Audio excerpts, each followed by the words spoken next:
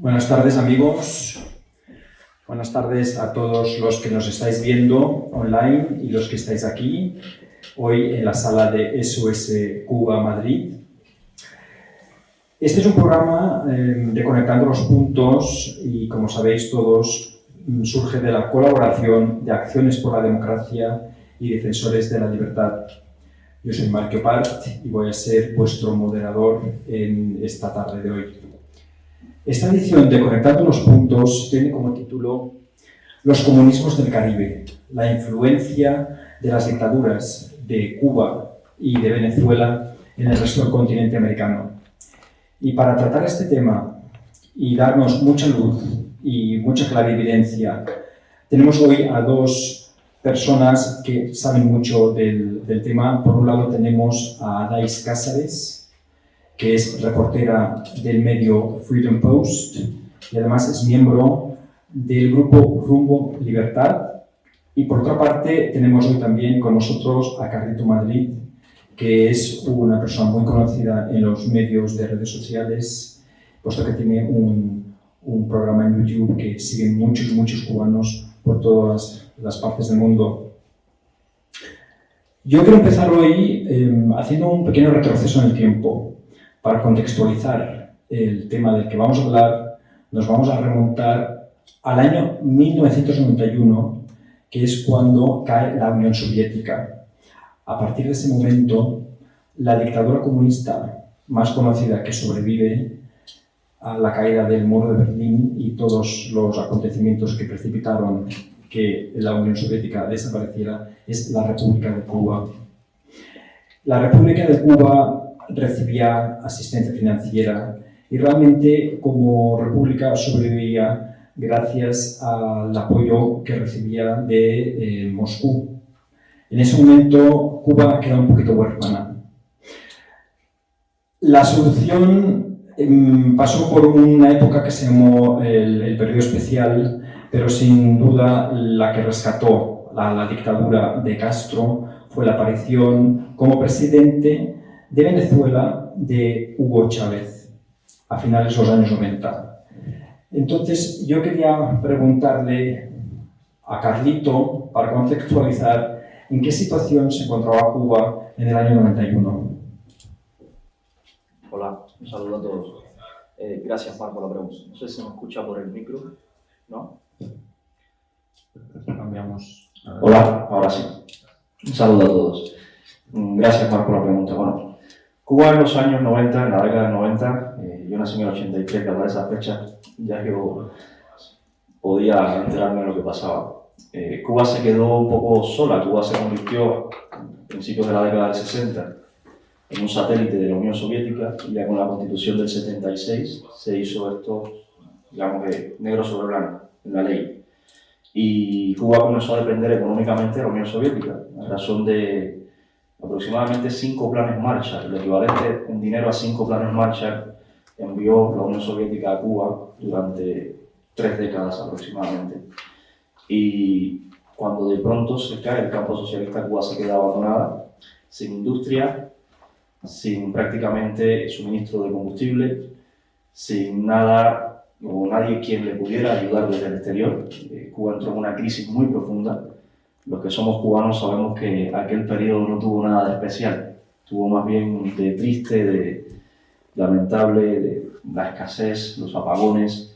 Y en la parte política fue un periodo también donde la represión tomó bastante auge. Lo vimos, por ejemplo, cuando el maleconazo, vimos esa represión en la calle que en Cuba se había visto poco. Creo que desde el levantamiento de Cárdenas, al principio del triunfo de los comunistas en Cuba, no se había visto la represión así en la calle hasta el maleconazo. Fue una época bastante oscura. Fue una época en cuanto a la parte económica, la parte social, la parte política bastante oscura en Cuba. Fue una época además donde los comunistas le dieron otra vuelta de tuerca a la Constitución del 76 para poderla hacer más represiva y controlar mejor el país. En esa época ocurrieron muchísimas cosas en Cuba, cosas tristes, muertes, la crisis de los balseros.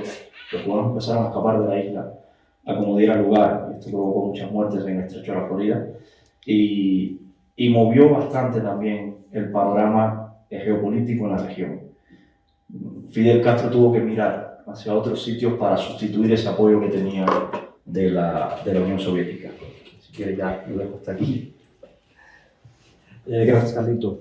Cuando hemos estado haciendo la precharla, me contabas, Adaís, que a pesar de que se forma un tándem más sólido a finales de los 90 entre Cuba y Venezuela, realmente el afán de intervención de Fidel Castro en los asuntos del resto de Hispanoamérica y especialmente en Venezuela se remonta a casi los inicios de la dictadura cubana.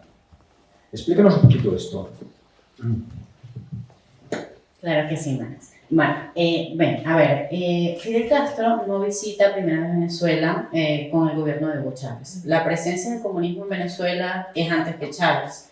Y Fidel Castro, de hecho, llega por primera vez a Venezuela para celebrar con los socialdemócratas marxistas de Acción Democrática y COPEI la democracia instalada en Venezuela el 23 de enero de 1959. Es Fidel Castro el que da un discurso en Caracas en conmemoración a la supuesta caída del régimen de Marcos Pérez Jiménez. Aquí quiero aclarar que el expresidente Pérez Jiménez no fue derrocado, él decidió retirarse, él decidió dejar el poder y pues los marxistas toman el poder de Venezuela y eran muy amigos de Fidel Castro. De hecho, Rómulo Betancourt era comunista, estaba en el Partido Comunista antes de llamarse socialdemócrata, por cuestiones de formas, creo yo, más que por cuestiones de fondo. En el fondo siguió siendo un comunista. Luego de eso, rompen relaciones con Fidel por la presión de Estados Unidos, tenían buenas relaciones económicas con Estados Unidos, no la podían perder, y Chávez tiene relaciones con Fidel Castro incluso antes de llegar al poder, porque Chávez en el 94, después de salir de la cárcel, el primer país que visita es Cuba, y es recibido con honores como si fuese el presidente de Venezuela, y creo que da un discurso en la Universidad de La Habana. Entonces, ¿qué pasa? Que en Venezuela, desde el 58, tenemos un sistema político dirigido por marxistas. El problema está allí, la ideología de fondo. Se pueden llamar socialistas, comunistas, seguidores de Fidel o no, amigos de Fidel o no, pero el fondo es que persiguen lo mismo. Es una cuestión ideológica, la sombra ideológica del marxismo, lo que ha estado en mi país durante tanto tiempo y que siempre le han tendido la mano al régimen de Castro, de una u otra manera, bien sea con los adecos y los copellanos en su momento o con Hugo Chávez. No sé si esto te responde a la pregunta, Marc. Por supuesto. Entonces, podríamos afirmar, pero realmente es algo que está demostrado, que durante la Guerra Fría la dictadura de Castro funcionaba como un brazo extensor de la Unión Soviética por todos los países de Hispanoamérica. Sin embargo, los éxitos no fueron realmente de lograr alcanzar el poder. Fueron guerras de guerrillas, fueron disturbios sanguinarios, lamentablemente, pero nunca se llegó a la situación que vemos hoy en día, donde hay una decena de gobiernos en países hispanoamericanos que han sido impulsados desde ese tándem Cuba-Venezuela. ¿Cómo explicamos esto a partir de los años 90, Carlito? Bueno, a partir de los años 90, yo, si me permites, me iría un poquito más atrás, ¿vale? Porque el régimen cubano empezó a invadir América desde el año 59. Desde abril del 59 invadió Panamá. Una invasión que no tuvo resultado, pero invadió Panamá. Invadió también el 59 República Dominicana. Invasiones armadas, expediciones armadas, tampoco tuvo resultado. En el 59 también Haití, tampoco tuvo resultado. Colombia también. En el caso de Colombia no fue una intervención militar, pero sí fue apoyo directo. En Colombia, por ejemplo, el apoyo al ELN también surgió en La Habana. Tenemos en el 63 Argentina, también apoyo directo. El 66 Bolivia, con el Che Guevara, que muere ahí en Bolivia. Machurucuto en el 67 en Venezuela, que esto sí fue una intervención militar. Enviaron hombres armados a Venezuela y fueron eliminados además de forma muy rápida. En Chile, en la década del 60 también, tuvieron ahí, de hecho, cuando Allende, allí estaban los cubanos. En Puerto Rico, también apoyando a movimientos separatistas de Puerto Rico. 79 en Granada, que fue lo que terminó con una intervención norteamericana directa en Granada. En el 80 en El Salvador. Luego el expresidente Flores en esa cumbre le dice las palabras aquellas a Fidel Castro que lo deja pasmado. Es que es un historial enorme. La revolución sandinista en Nicaragua, ¿sabes? Es que ha penetrado todo. Podremos decir que después de la Guerra Fría, las intervenciones armadas se sustituyen por una ofensiva mediática e ideológica a gran escala. ¿Qué pasa? Que de hecho ha sido más exitosa. ¿Qué pasa? Que Fidel Castro probó con la Revolución Cubana que la lucha armada le dio resultados e intentó replicar lo mismo, apoyado por la Unión Soviética. Y no tuvo los mismos resultados en otros sitios. Entonces tuvo que cambiar el sistema, tuvo que cambiar el método. Y es cuando a partir de los 90 comienza a cambiar el método intentando sustituir a esa Unión Soviética por una especie de Unión Soviética latinoamericana.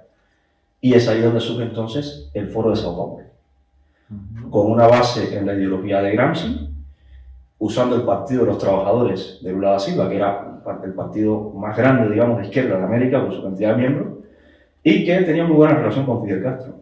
Entonces, a partir de ahí, Fidel Castro, a partir de todos estos fracasos, cambia el método, decide sustituir su proveedor de riqueza y su proveedor del sostén ideológico por algo más latinoamericano y sale el Foro de Sao Paulo de ahí.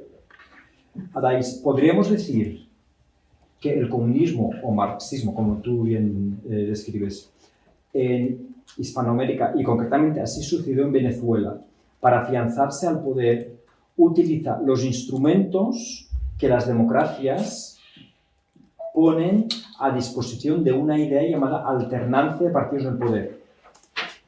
Una vez alcanzado el poder por esas vías democráticas, lo que intentan es deshacer esa democracia para perpetuarse. ¿Es eso lo que ha pasado en Venezuela?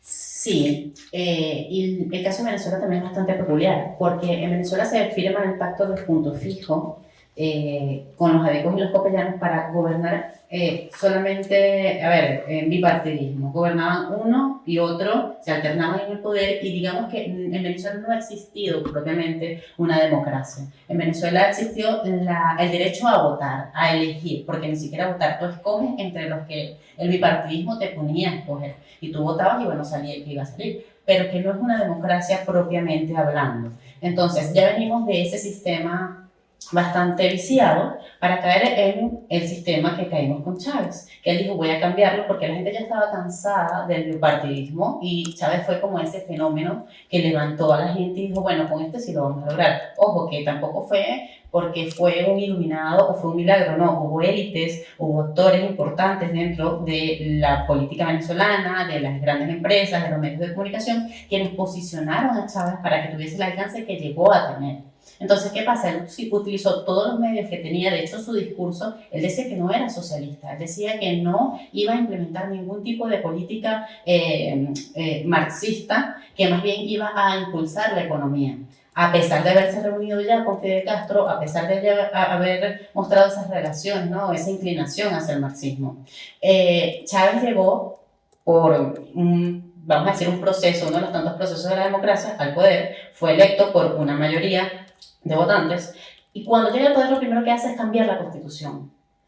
Entonces cambia la Constitución para poder cambiar las reglas del juego y dejar todo a su favor constitucionalmente. O sea, legalmente él podía hacer lo que quisiera con el país. Y así fue. La Constitución la cambió de manera tal y la blindó tanto para que fuese tan difícil poder cambiar algunas cuestiones o que políticamente se pudieran llevar a cabo ciertos cambios a esa misma Constitución que él hizo, que hasta ahora es la que se mantiene, teniendo en consideración también que son bastante totalitarios y que las cosas que se hacen ya una vez están los marxistas en el poder son irreversibles, a menos que el propio mandatario que esté en el poder decida cambiarlo. Solo si él decide cambiarlo, solo si el partido único decide cambiarlo, se va a cambiar. De lo contrario, no se va a hacer nada, porque se hace o por la vía democrática para aparentar ese sistema, ese aire democrático en la población, o por la fuerza. Entonces, sí, utilizan cada uno de los medios que pueden en su momento para llegar al poder, pero una vez lleguen al poder, los eliminan todos y fracturan el sistema. Por ejemplo, en Venezuela ya no existen 3 poderes, los tradicionales que conocemos de la República, sino que existen 5 poderes, para que les dé más capacidad a ellos de controlar procesos dentro de cualquier democracia liberal.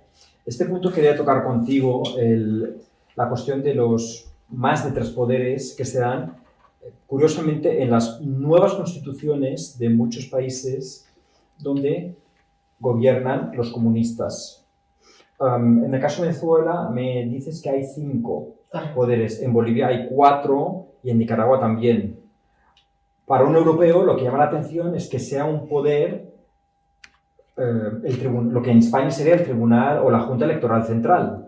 O sea, eso es un poder, ¿eso cómo funciona? Porque eso parece que es como un instrumento para manipular los resultados electorales. Claro, es que los 5 poderes son los 3 tradicionales, se agrega uno que se llama el poder ciudadano, que es como un poder que va en conjunto con el defensor del pueblo y el fiscal general de la República, y el poder electoral, que desde mi opinión personal sirve para revivir a los muertos, meter a toda la gente muerta en las votaciones como que ellos han participado y para viciar todo lo que puedan viciar, para cambiar todo lo que puedan. Manipular el resultado electoral. Exactamente, manipulan completamente el resultado electoral. O sea, el poder electoral fue creado para ellos tener el control. O sea, lo dice, poder electoral, nosotros vamos a tener el control de lo que aquí suceda y nadie que sea ajeno al partido puede tener acceso a ese poder. O sea, es una cuestión bastante obvia, ¿no? Cuando uno se pone a evaluarlo. Pero ¿por qué hacen un poder electoral si esto ya viene dentro del sistema, dentro de la República? ¿Cuál es la necesidad de especializar en las cuestiones electorales? Y es porque necesitan ir más allá, es porque necesitan mantener el control absoluto sobre cada una de las cosas que ocurren, tanto a nivel municipal, regional como nacional, y de esa forma poder... de cara a la comunidad internacional, por así decirlo, evitar imperfectos, evitar errores grandes a pesar de que los hay, como por ejemplo eso que dije, hay personas que nacieron en 1905 pero que votan en Venezuela, o sea, cuestiones absurdas, eso ha pasado. Claro, la perpetuación en el poder es una característica de todos los regímenes comunistas. De hecho, mientras tú estabas comentando lo de estos 5 poderes en Venezuela, yo estoy recordando, Carlito, que de hecho la Constitución cubana determina que el socialismo es irrevocable y es el único sistema posible a perpetuidad o algo así. Sí, el socialismo es irrevocable. Bueno, me cuesta llamarle Constitución a lo que tenemos en Cuba. Ese documento que aprobaron los comunistas en el 2019 dice que el socialismo es irrevocable y que el Partido Comunista de Cuba es único, martiano, marxista, fidelista, leninista, es a ponerle objetivos al partido, ideológicos, y que es la vanguardia organizada de la nación y la sociedad. Ese es el artículo 5. Esto convierte a Cuba en un país secuestrado por un partido y con una ideología impuesta. Luego habla de Estado socialista de derecho, de familia socialista, de patria socialista, dejando a todos los que no somos socialistas fuera del Estado, del derecho, de la familia, del país, de todo. Es un secuestro total, sí. Claro. Nos estamos saltando un poquito el orden que yo tenía previsto, pero a medida que surgen las ideas ya se me ocurren cosas que comentar. Me estoy saltando el orden, como digo, porque esto que tú ahora mismo estás mencionando me hace pensar en estos grupos supuestamente disidentes que están en España, acá en el exilio, de vuestros 2 países, grupos que se consideran que también son de izquierda, que son socialistas, alguno incluso comunista, y que ellos jamás, en su supuesta lucha contra las dictaduras que gobiernan en vuestros países, mencionan que son comunistas. Entonces, volviendo al caso de Cuba, teniendo en cuenta que la Constitución cubana dice que el socialismo es la única ideología posible, ¿cómo se puede explicar que una persona que se considera disidente y que quiere terminar con esa dictadura puede luchar contra ella? Si la propia Constitución del país dice que el socialismo es lo único posible. ¿Cómo podemos entender eso? Vamos, si es que alguien lo entiende, yo desde luego no lo entiendo. Pues yo estoy en tu situación, yo tampoco lo entiendo. Vamos, a ver, podríamos usar, por ejemplo, el problema de los diferentes socialismos. Tenemos los socialismos nacionalistas, los nazis, por ejemplo, los socialismos internacionalistas, como el de Fidel Castro, el socialismo del siglo XXI, como el de Hugo Chávez. Entonces, a partir de ahí, podríamos proponer una pugna por socialismos para llegar al poder, pero es que siguen siendo socialismos. Entonces, no es oposición. Socialismo lo que hacen es competir entre ellos para establecerse en el poder, pero eso lo hicieron ya los bolcheviques. Los bolcheviques se purgaron entre ellos. Stalin y Trotsky se pidieron la cabeza, de hecho uno mató al otro. Entonces, esto no es oposición, es simplemente una pugna interna para establecerse en el poder a partir de otro grupo socialista. Quieren arrancarse la cabeza, punto. De hecho, Adais, tú y yo comentábamos esto el otro día. Tú me decías, claro, que yo no entiendo que alguien pueda pretender seguir con las mismas ideas que son las que ya están gobernando el país y de hecho lo han destruido, no han traído más que miseria y infelicidad generalizada, o también infidelidad también, porque como bien dice Carrito, todos estos grupos de tendencia socialista y comunista, lo vemos acá en España también, siempre se están peleando entre ellos porque siempre parece que tienen un afán por mandar por encima de los demás. Pero yo recuerdo perfectamente esta conversación que tuvimos, Adais, tú y el otro día, y tú decías que me parece absolutamente incomprensible. Bien. Yo quisiera tocar, este es un pequeño inciso, porque el comentario ha surgido a raíz de una idea que habéis lanzado. Volvamos a Latinoamérica. ¿Vosotros creéis que realmente en muchos países de Latinoamérica falta pedagogía democrática?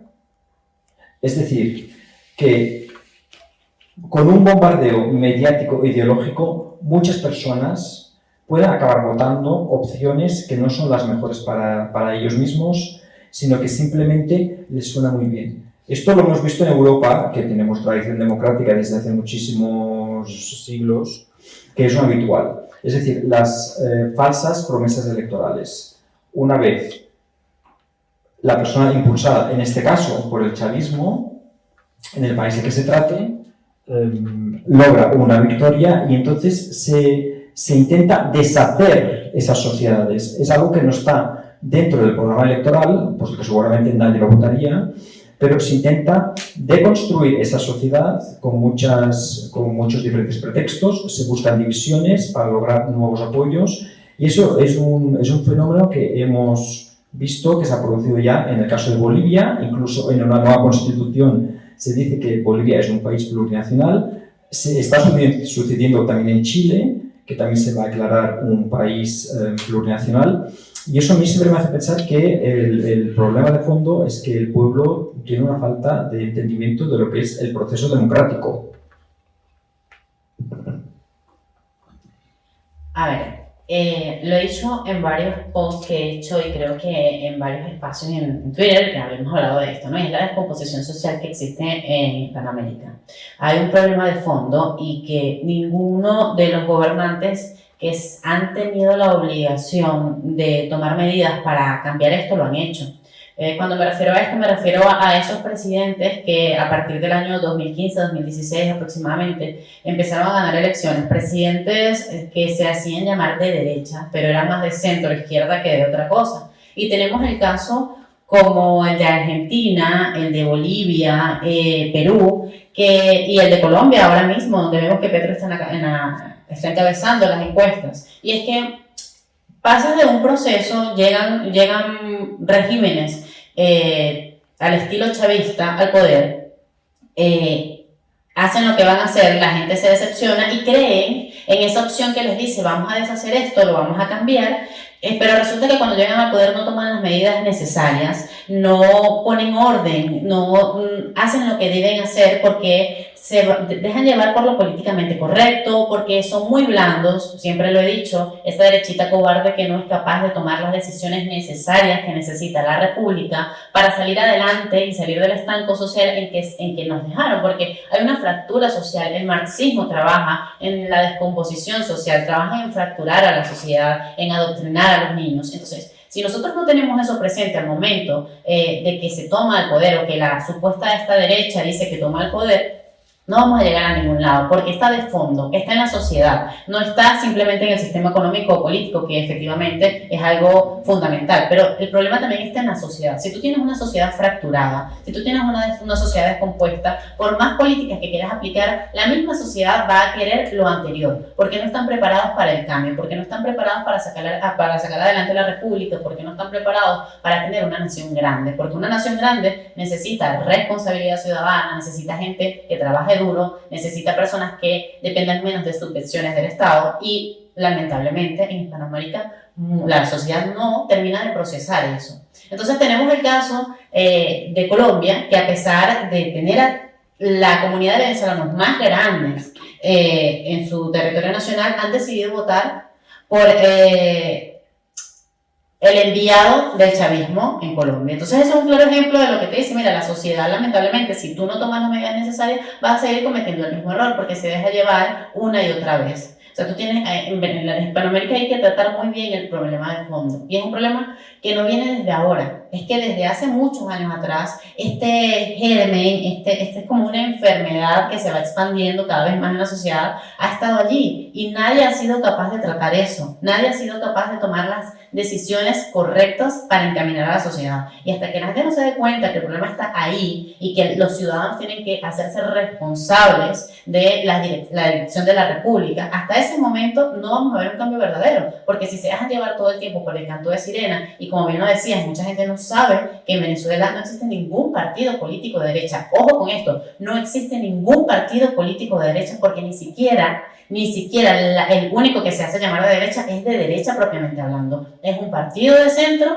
con políticas que coquetean con el globalismo, que coquetean con los progres. Entonces, no podemos, tenemos que tener las cosas claras. Y si no sabemos lo que queremos, no sabemos hacia dónde vamos a ir, lamentablemente no vamos a llegar a ningún lado. Y eso es lo que está pasando con Hispanoamérica. No saben qué hacer, no saben qué escoger, se venden al mejor postor según ellos y sus intereses, y al final terminamos todos embarrados en la decisión de la mayoría, lamentablemente.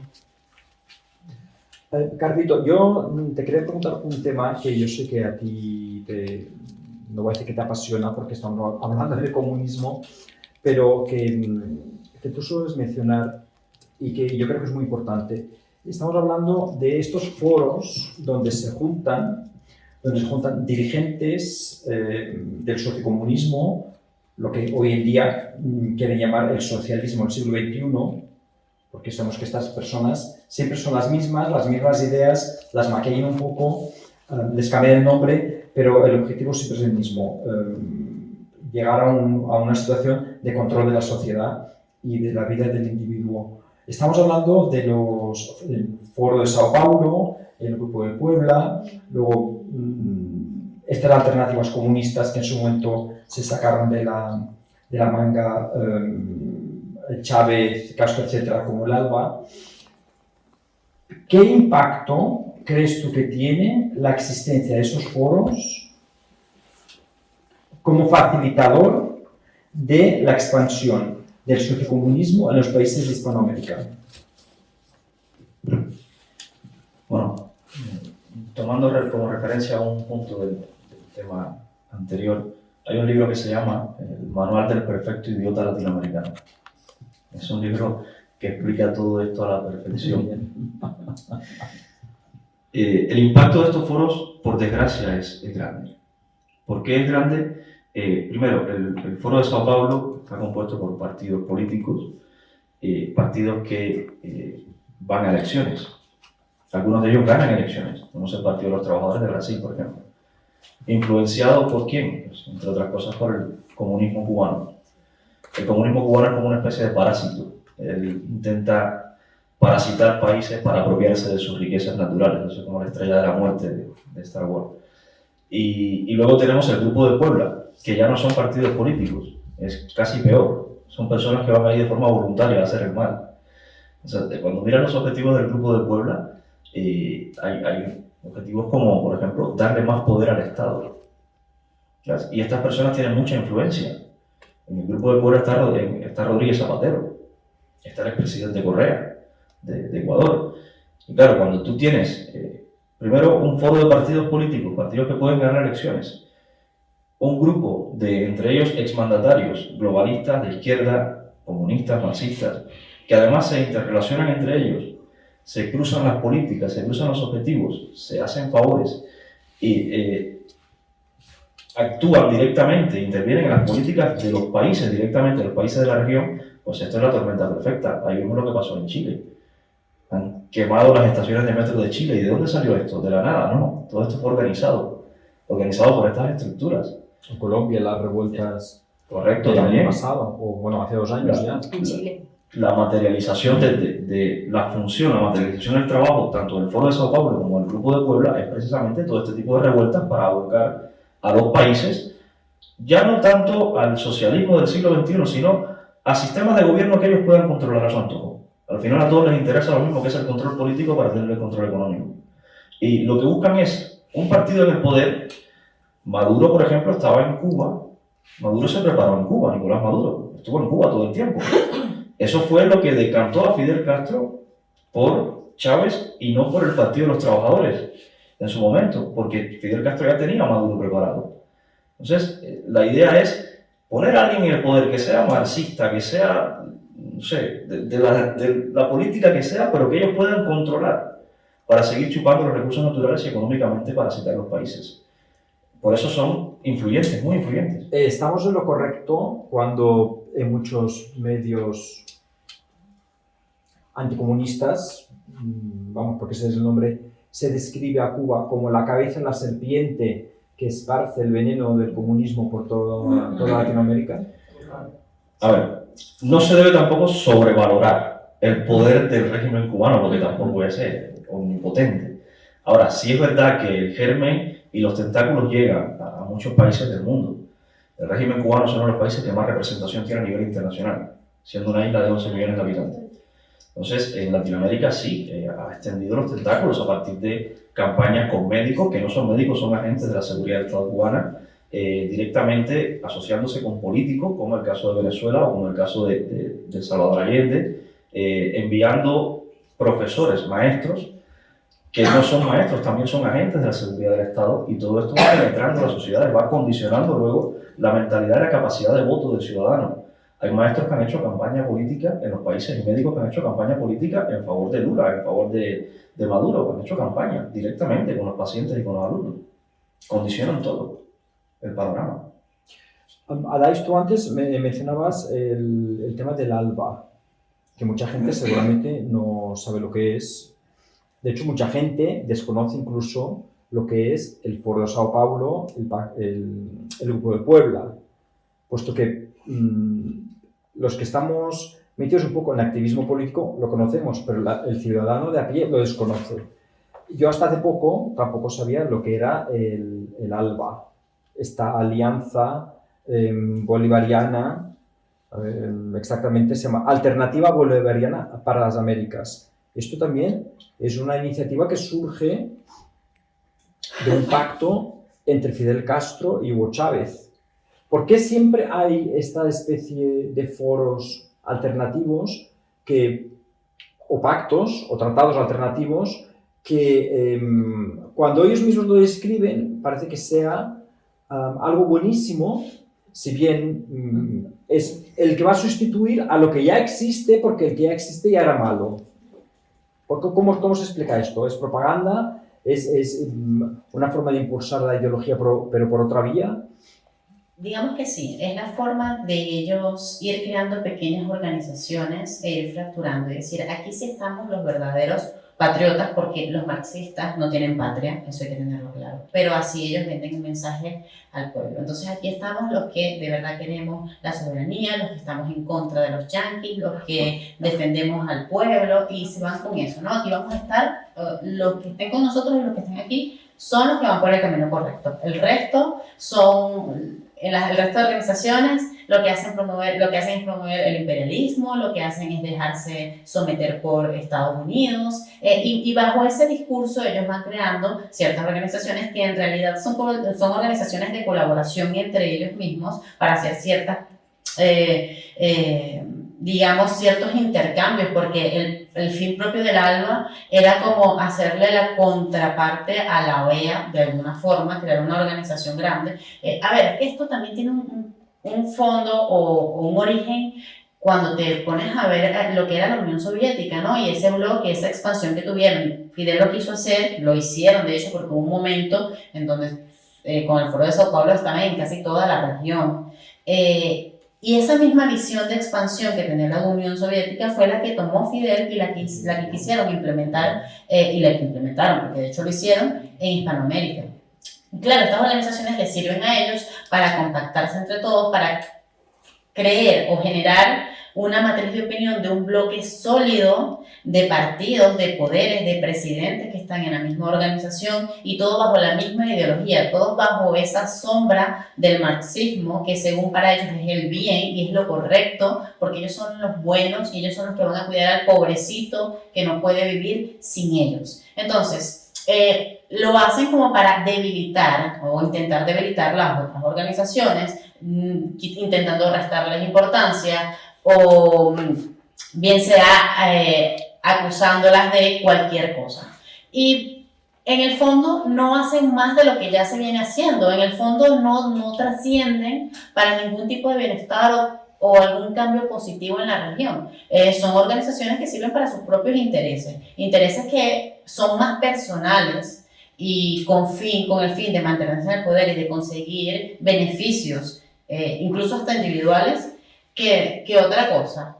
Lo vemos con el Foro de Sao Paulo, lo vemos con el Grupo de Puebla, lo vemos con lo que era el ALBA. Son organizaciones viciadas que desde el principio han tenido un objetivo ideológico, expandirse. Ellos quieren llenar esos espacios y hacer como creer que combaten a estas otras organizaciones porque es una cuestión ideológica. Ellos se ponen, digamos que es la perpetuación de la Guerra Fría, pero de otra manera, porque sigue siendo del fondo ideológico. Claro, sí, con lo cual estarás de acuerdo conmigo de que al final todo esto es una especie de tapadera, es un engaño. Es Correcto. para aparentar que se hace algo. Correcto. Yo quisiera puntualizar unos datos que me han llegado a mí porque el tema del ALBA me llamó la atención. Esta alianza alternativa al Tratado de Comercio, de Libre Comercio de las Américas, lo suscribieron en el año 2006 Bolivia, Venezuela y Cuba. Y como alternativa al área de libre comercio se suponía que era para fomentar los intercambios comerciales entre los tres países. Pero yo he cogido aquí unos datos de un periódico boliviano y resulta que en el año 2021 el valor de las exportaciones, es un periódico boliviano, por tanto es desde el punto de vista de Bolivia, el valor de las exportaciones de Bolivia hacia Nicaragua, Venezuela y Cuba no pasó la barrera de los 15 millones de dólares en valor, juntando los intercambios comerciales entre esos tres países. En cambio, el valor de las exportaciones de Bolivia hacia Estados Unidos, que supone que es el gran enemigo, sobrepasó los 500 millones de dólares. Es decir, que realmente la alternativa bolivariana esta, en 16 años no ha servido de nada. No. Ha servido de nada. Venezuela no dejó de venderle petróleo a Estados Unidos, a pesar de que era el enemigo. Y además, en uno de los puntos del tratado, pues se enfatiza que uno de las ventajas de este tratado consiste en que Bolivia, en caso de necesidad, proveerá de petróleo y gas licuado a Venezuela. Cuando sabemos que Venezuela es el país que tiene el mayor número de reservas petrolíferas del mundo. Es decir, que en su misma reacción ya se ve que este tratado, vamos, que es una tontería. No, porque al final el Pero tratado...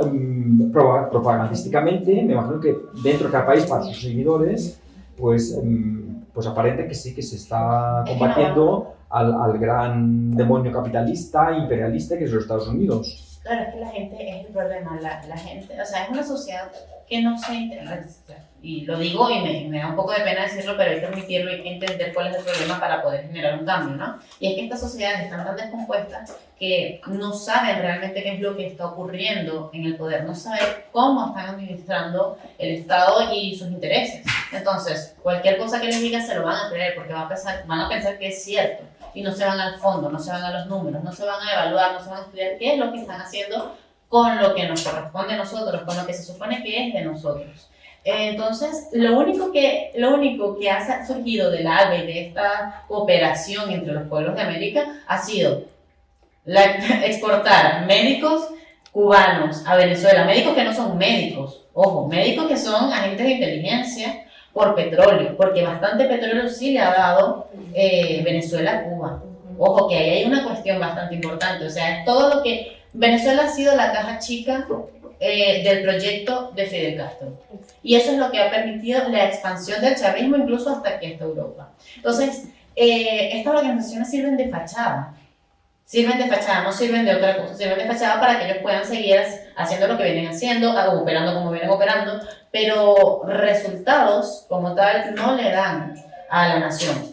A ninguna de estos países, porque como decía, Venezuela nunca dejó de vender petróleo a Estados Unidos, Venezuela nunca dejó esas otras relaciones económicas, productivas, por un tema ideológico. Entonces ahí vemos que prevalece esto del interés en las relaciones internacionales, que es mi interés y es por eso por lo que me voy a mover. Entonces el interés económico se mantuvo, a pesar de que tú eres el enemigo, de que tú eres el malvado, de que tú eres el imperialista, pero yo necesito venderte mi producto a ti porque eres el único que me lo va a comprar, porque Fidel no tiene el dinero para comprármelo, porque no lo tienen en Bolivia, porque no lo tienen en Ecuador. Ah, pero tú sí. Dame que con ese dinero yo voy a seguir financiando entonces a todos los que te queremos eliminar.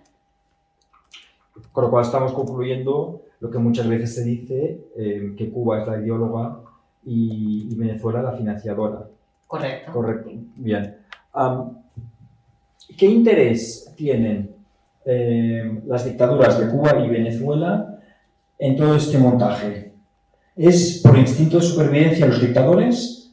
Puesto que todo el mundo sabe que un país, o en este caso una casta dictatorial, siempre se siente más segura si tiene un entorno que le favorece. ¿Es ese el objetivo? Realmente una supervivencia, porque saben que sin un entorno amistoso, amigable, que ellos mismos van a propiciar esas, llamamos de élites, porque no debemos olvidar que las dictaduras no son solo una persona, hay todo un grupo que se beneficia de esa situación. Es por supervivencia que hay esta expansión, porque ya sabemos que la Unión Soviética ya no existe. ¿Qué os parece? Bueno, todo el socialista o comunista, el marxista que alcanza el poder necesita mantenerse en el poder. Ese es su objetivo. Una vez, lo han hecho todos aquí en estos países, llegando al poder por las armas o por vías democráticas, luego desmontan las vías democráticas para quedarse en el poder. ¿Y cuál es el interés? Pues el interés, primero, mantener su hegemonía ideológica, seguir creando la cantera que lo sustente en el poder, usando medios de comunicación, educación, favores públicos, redes clientelares de votos, y luego mantener su estatus económico personal, que también es importante. Ninguna de estas personas anda en bicicleta. Fidel Castro andaba en sus Mercedes. Y la hija de Hugo Chávez sabe los millones que tiene. Y claro, pues, tienen dos intereses. El primero es mantener ese estrato de personas que los siga apoyando a ellos a partir de favores, a partir del CLAP, ¿no? Que es como se llama en Venezuela. Esta bolsa que les dan, el CLAP, por ejemplo, que en Cuba son los módulos de estímulo, eso es lo mismo. Mantener esas redes que los sigan soportando a ellos para ellos mantenerse en el poder y seguir con su estatus económico. Los hijos de Fidel Castro son millonarios, pero tienen muchos millones y tienen una vida muy superior a la del cubano medio. Y no lo van a soltar, no lo van a soltar. Entonces yo creo que están en las dos partes. La primera es la parte ideológica, más que nada para seguir manejando a la sociedad, y la parte principal que es su estatus económico personal. ¿Qué implicaciones tienen estas dictaduras con el narcotráfico? porque siempre se habla de que estas dictaduras realmente de comunismo en la práctica tienen poco, aparte del control férreo de la población, pero que han llegado a un punto en que son un conglomerado mafioso donde fluye tanto los intereses del narcotráfico, blanqueo de dinero, tráfico de armas. ¿Qué opinión tenéis acerca de eso? Bueno, si me permites algo rápido, el comunismo es un conglomerado mafioso, no son cosas distintas. Correcto, eso muy buen punto. Sí, es que son unas mafias. Yo cuando hablo de los que están en el poder en Venezuela no hablo de políticos. Para mí no son políticos, para mí son un grupo de mafiosos que están en el poder y por eso necesitan tener a sus iguales en la región para mantener esas operaciones, para mantener las rutas del narcotráfico, para mantener sus alianzas con las grandes mafias internacionales. No podemos olvidar que en Venezuela las FARC tiene gran parte del territorio tomado y sabemos que la FARC se financia fundamentalmente del narcotráfico. El ELN también lo hace. En Venezuela también hay gran parte del cartel de Sinaloa trabajando y moviendo grandes cantidades de dinero y de droga. Entonces, Venezuela es el gran exportador de droga desde la región y eso es un negocio muy bueno para ellos. Como él dice, tienen un estatus social muy bueno, tienen aviones privados, tienen el coche de último modelo, tienen las mejores casas y ese estatus no lo van a perder por nada. Entonces, la vinculación al narcotráfico, pues se sabe, de hecho en Estados Unidos, más de uno que ha sido capturado por la DEA lo ha dicho, y de hecho sí, efectivamente, hemos estado involucrados en narcotráfico. De hecho, Cliver Alcalá Cordones, que era uno de los militares favoritos de Hugo Chávez, era el que llevaba las rutas del narcotráfico con las FARC. Y él, y junto con el Pollo Carvajal, que está aquí ahora y que está por ser extraditado también, Hugo Carvajal era el hombre de Hugo Chávez para los tratos con las FARC. Entonces, es bien sabido que en Venezuela se habla del cartel de los soles, donde están los generales, y entre ellos está Diosdado Cabello, y son los que se encargan de mover la droga en toda la región y de las operaciones de narcotráfico. En Venezuela no es nada más, de hecho, el régimen el que lleva las drogas, sino que son ahora grandes organizaciones criminales que se mueven a lo largo de la región, porque así como se expandió el chavismo ideológicamente, hablando, y su mafia, también le permitió a megabandas, le decimos nosotros, a estas organizaciones criminales, que se expandieran y que crearan pequeñas células en toda la región, donde llevan la venta del narcotráfico, la violencia, el tráfico de armas. Y es característico de ellos, es parte del chavismo. El chavismo es una organización criminal internacional, no es un partido político. Se financian de la droga, se financian de la desgracia de la gente.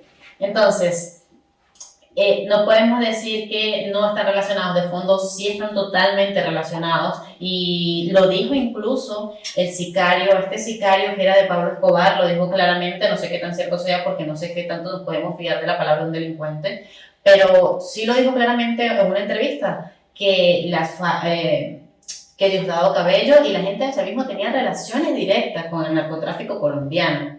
Entonces, aparte de todos los problemas que se han presentado entre carteles internos en Venezuela por las rutas del narcotráfico, es evidente que es intrínseco al chavismo el tema del narcotráfico, es propio de ellos. O sea, hablar de narcotráfico en la región es hablar de chavismo, está implicado el chavismo. Vamos a extender un poquito más la red de corrupción del chavismo y del castrismo. Y vamos hasta Rusia. Putin es parte de esta trama de corruptos a nivel mundial que están relacionados con las dictaduras de Cuba y Venezuela. Lo digo por el siguiente dato.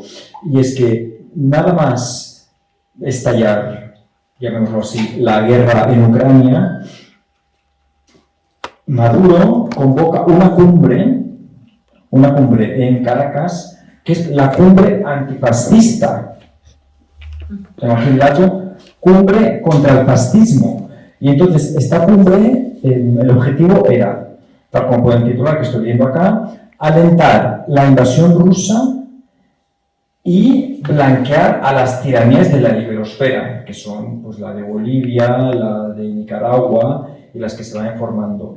¿Ya? Entonces, recordando que al poco de iniciarse la invasión rusa de Ucrania, se expulsa a la Federación Rusa de la Comisión de Derechos Humanos de Naciones Unidas.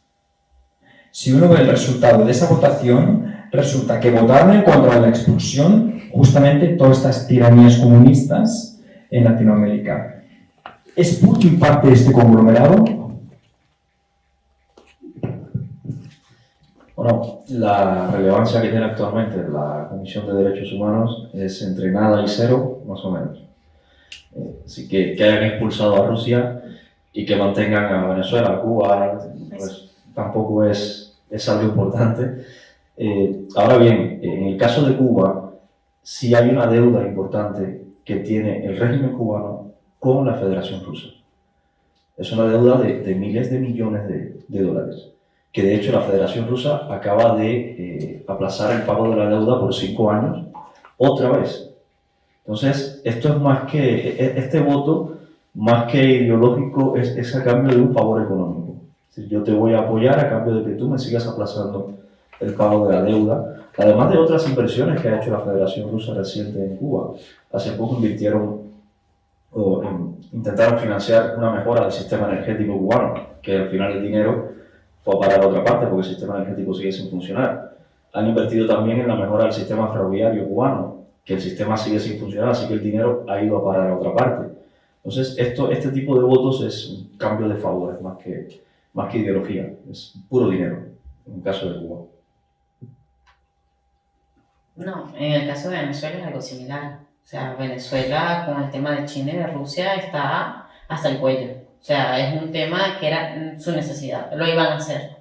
De hecho, por una cuestión de su misma coherencia y de las relaciones que tienen con Rusia. Pero que aquí quiero resaltar algo, y es la hipocresía de la comunidad internacional, ¿no? Porque, por una parte, condenan, como él dice, y sacan a Rusia de esta organización y comienzan a condenar a Putin y tal, pero no lo han, o sea, lo que han hecho con Rusia no lo han hecho con Venezuela, a pesar de todo lo que ha pasado Venezuela y lo que ha pasado Cuba. Entonces, es bastante hipócrita de parte de la comunidad internacional, un acto que es incluso hasta repugnante cuando dicen, no, bueno, pero es que estos malvados sí, estos son malvados, pero todavía no, vamos a mantenerlos. Estos son malvados, pero Joe Biden va otra vez a retomar relaciones con Nicolás Maduro. Porque entonces, como está molesto con Putin, yo voy a retomar con aquel dictador que también es un genocida y que ha destruido una nación entera y que somos más de 8 millones de desplazados. Que no por cualquier cosa hay 8 millones de desplazados. Entonces, hay una cuestión también de hipocresía con estas organizaciones internacionales, que por una parte condenan a unos, pero le aplauden a otros. ¿Y qué interés hay detrás de todo eso? ¿Será un interés financiero, un interés económico? ¿Por qué no terminan de condenar a sistemas políticos como el cubano, como el venezolano, y los mantienen, los oxigenan? Es una cuestión que, ahí en ese sentido, yo soy bastante soberanista. Y no estoy de acuerdo, ni me dejo llevar tampoco por la matriz de opinión de estas organizaciones internacionales que jamás han intervenido, ni por la situación de los cubanos, ni por la situación de los venezolanos. O sea, mi opinión con respecto a la ONU, a la OEA, es una posición bastante dura, porque ellos no han sido capaces de hacer lo que han debido hacer desde el inicio de este conflicto. ¿Vosotros pensáis que en gran medida, y bueno, sobre todo en el caso de Cuba, la dictadura castrocomunista se mantiene gracias a los apoyos que tiene en el exterior? Apoyos que en gran medida son financieros, y me estoy refiriendo concretamente a las transferencias de dinero que efectúan muchos países de la Unión Europea y de la misma Unión Europea. Si se cortara ese flujo de fondos, ¿tambalearía la dictadura castrocomunista? A ver, yo creo que, viendo los números, hay 2 pilares económicos que sostienen a la dictadura comunista en Cuba. El primero es las remesas de nosotros los cubanos. Nosotros los cubanos tenemos una enorme culpa en el sustento económico de la dictadura por el dinero que enviamos a Cuba. La dictadura tiene secuestrado a nuestros familiares y nos hace a nosotros pagar un secuestro todos los meses. Y todavía hay miles de cubanos que financian la dictadura a partir de las remesas, a razón de $6.000 millones al año, Ahora, Sí, explícanos un poco cómo funciona el tema de las remesas y cómo hay parte del dinero que nunca llega, etc. a ver, en Cuba hay un cambio de moneda que es difícil de entender a lo mejor para el que no es cubano. En Cuba tenemos una moneda que es el peso cubano, que no vale nada. Tenemos una segunda moneda, que es una moneda digital, el MLC, que solo opera con tarjeta, que es en la que los cubanos pueden comprar en las tiendas. A los cubanos les pagan en pesos cubanos y ellos tienen que comprar luego la mayoría de los alimentos y los productos de primera necesidad en MLC. ¿Cómo se recargan las tarjetas en MLC? No se recargan con pesos cubanos, se recargan con dinero del exterior, con moneda libremente convertible, como lo llaman, con las remesas. Entonces, a partir de ahí, tú mandas dinero en remesas, ese dinero va a esa tarjeta en forma de moneda digital, una moneda que no vale nada, es como un bono que no vale nada, y el dinero en efectivo o el dinero sólido se lo queda el régimen cubano en una cuenta en el exterior para operar en mercados internacionales. Entonces, así se financia la dictadura cubana por parte de los cubanos. Eso es un robo, de hecho. Literalmente, es un robo. Literalmente es un robo. Esa es una forma de financiar la dictadura. Y la otra forma es a partir de instituciones internacionales como el Club de París, como el gobierno de España, que le sigue condonando la deuda. El régimen cubano le debe al gobierno de España aproximadamente 2.000 millones de dólares. Exactamente. Y le sigue condonando la deuda. Y prestándole. Y prestándole dinero. Pero vamos, le debe a Brasil, le debe a Argentina, le debe a México, le debe a la Federación Rusa. Son los dos pilares del sustento económico.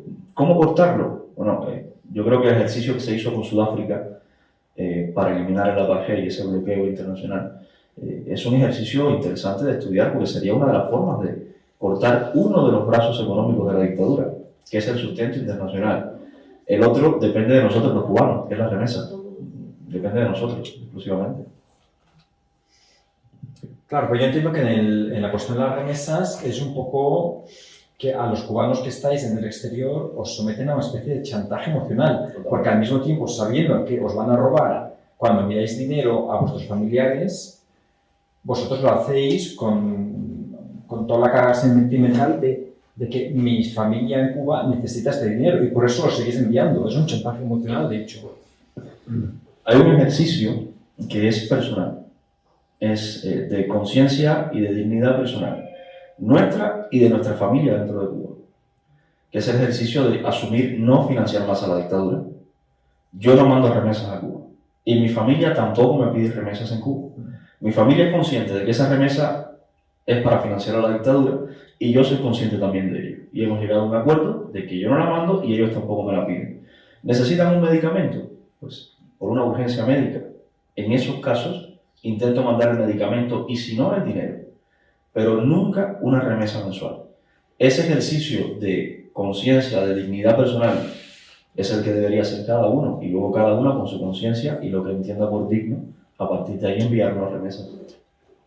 El rehén está secuestrado en Cuba, eso sí. Claro. Dais, en el caso de Venezuela, realmente asistencia financiera internacional tiene poca. Porque supuestamente Venezuela es un país rico en recursos minerales, naturales, tiene muchísimo petróleo y debe ser en ese sentido un país muy autosuficiente. Pero la realidad es totalmente diferente. Es un país donde, vamos, yo he visto que llamar a un edificio hospital es como llamarle a una ruina de guerra. Un hospital, no hay medicamentos tampoco. La asistencia sanitaria no existe, hay muchas zonas del país donde ni siquiera existe ya un suministro de agua potable o de necesidades básicas. ¿Cómo se explica eso? Yo lo sé, pero es para nuestros videntes, porque muchas personas siguen pensando que Venezuela, como país rico, pues que no se entiende muy bien, porque los que estáis en la oposición y clamando contra el comunismo y la dictadura de Maduro, estáis en esto. Porque claro, Venezuela es un país rico, deben tener de todo.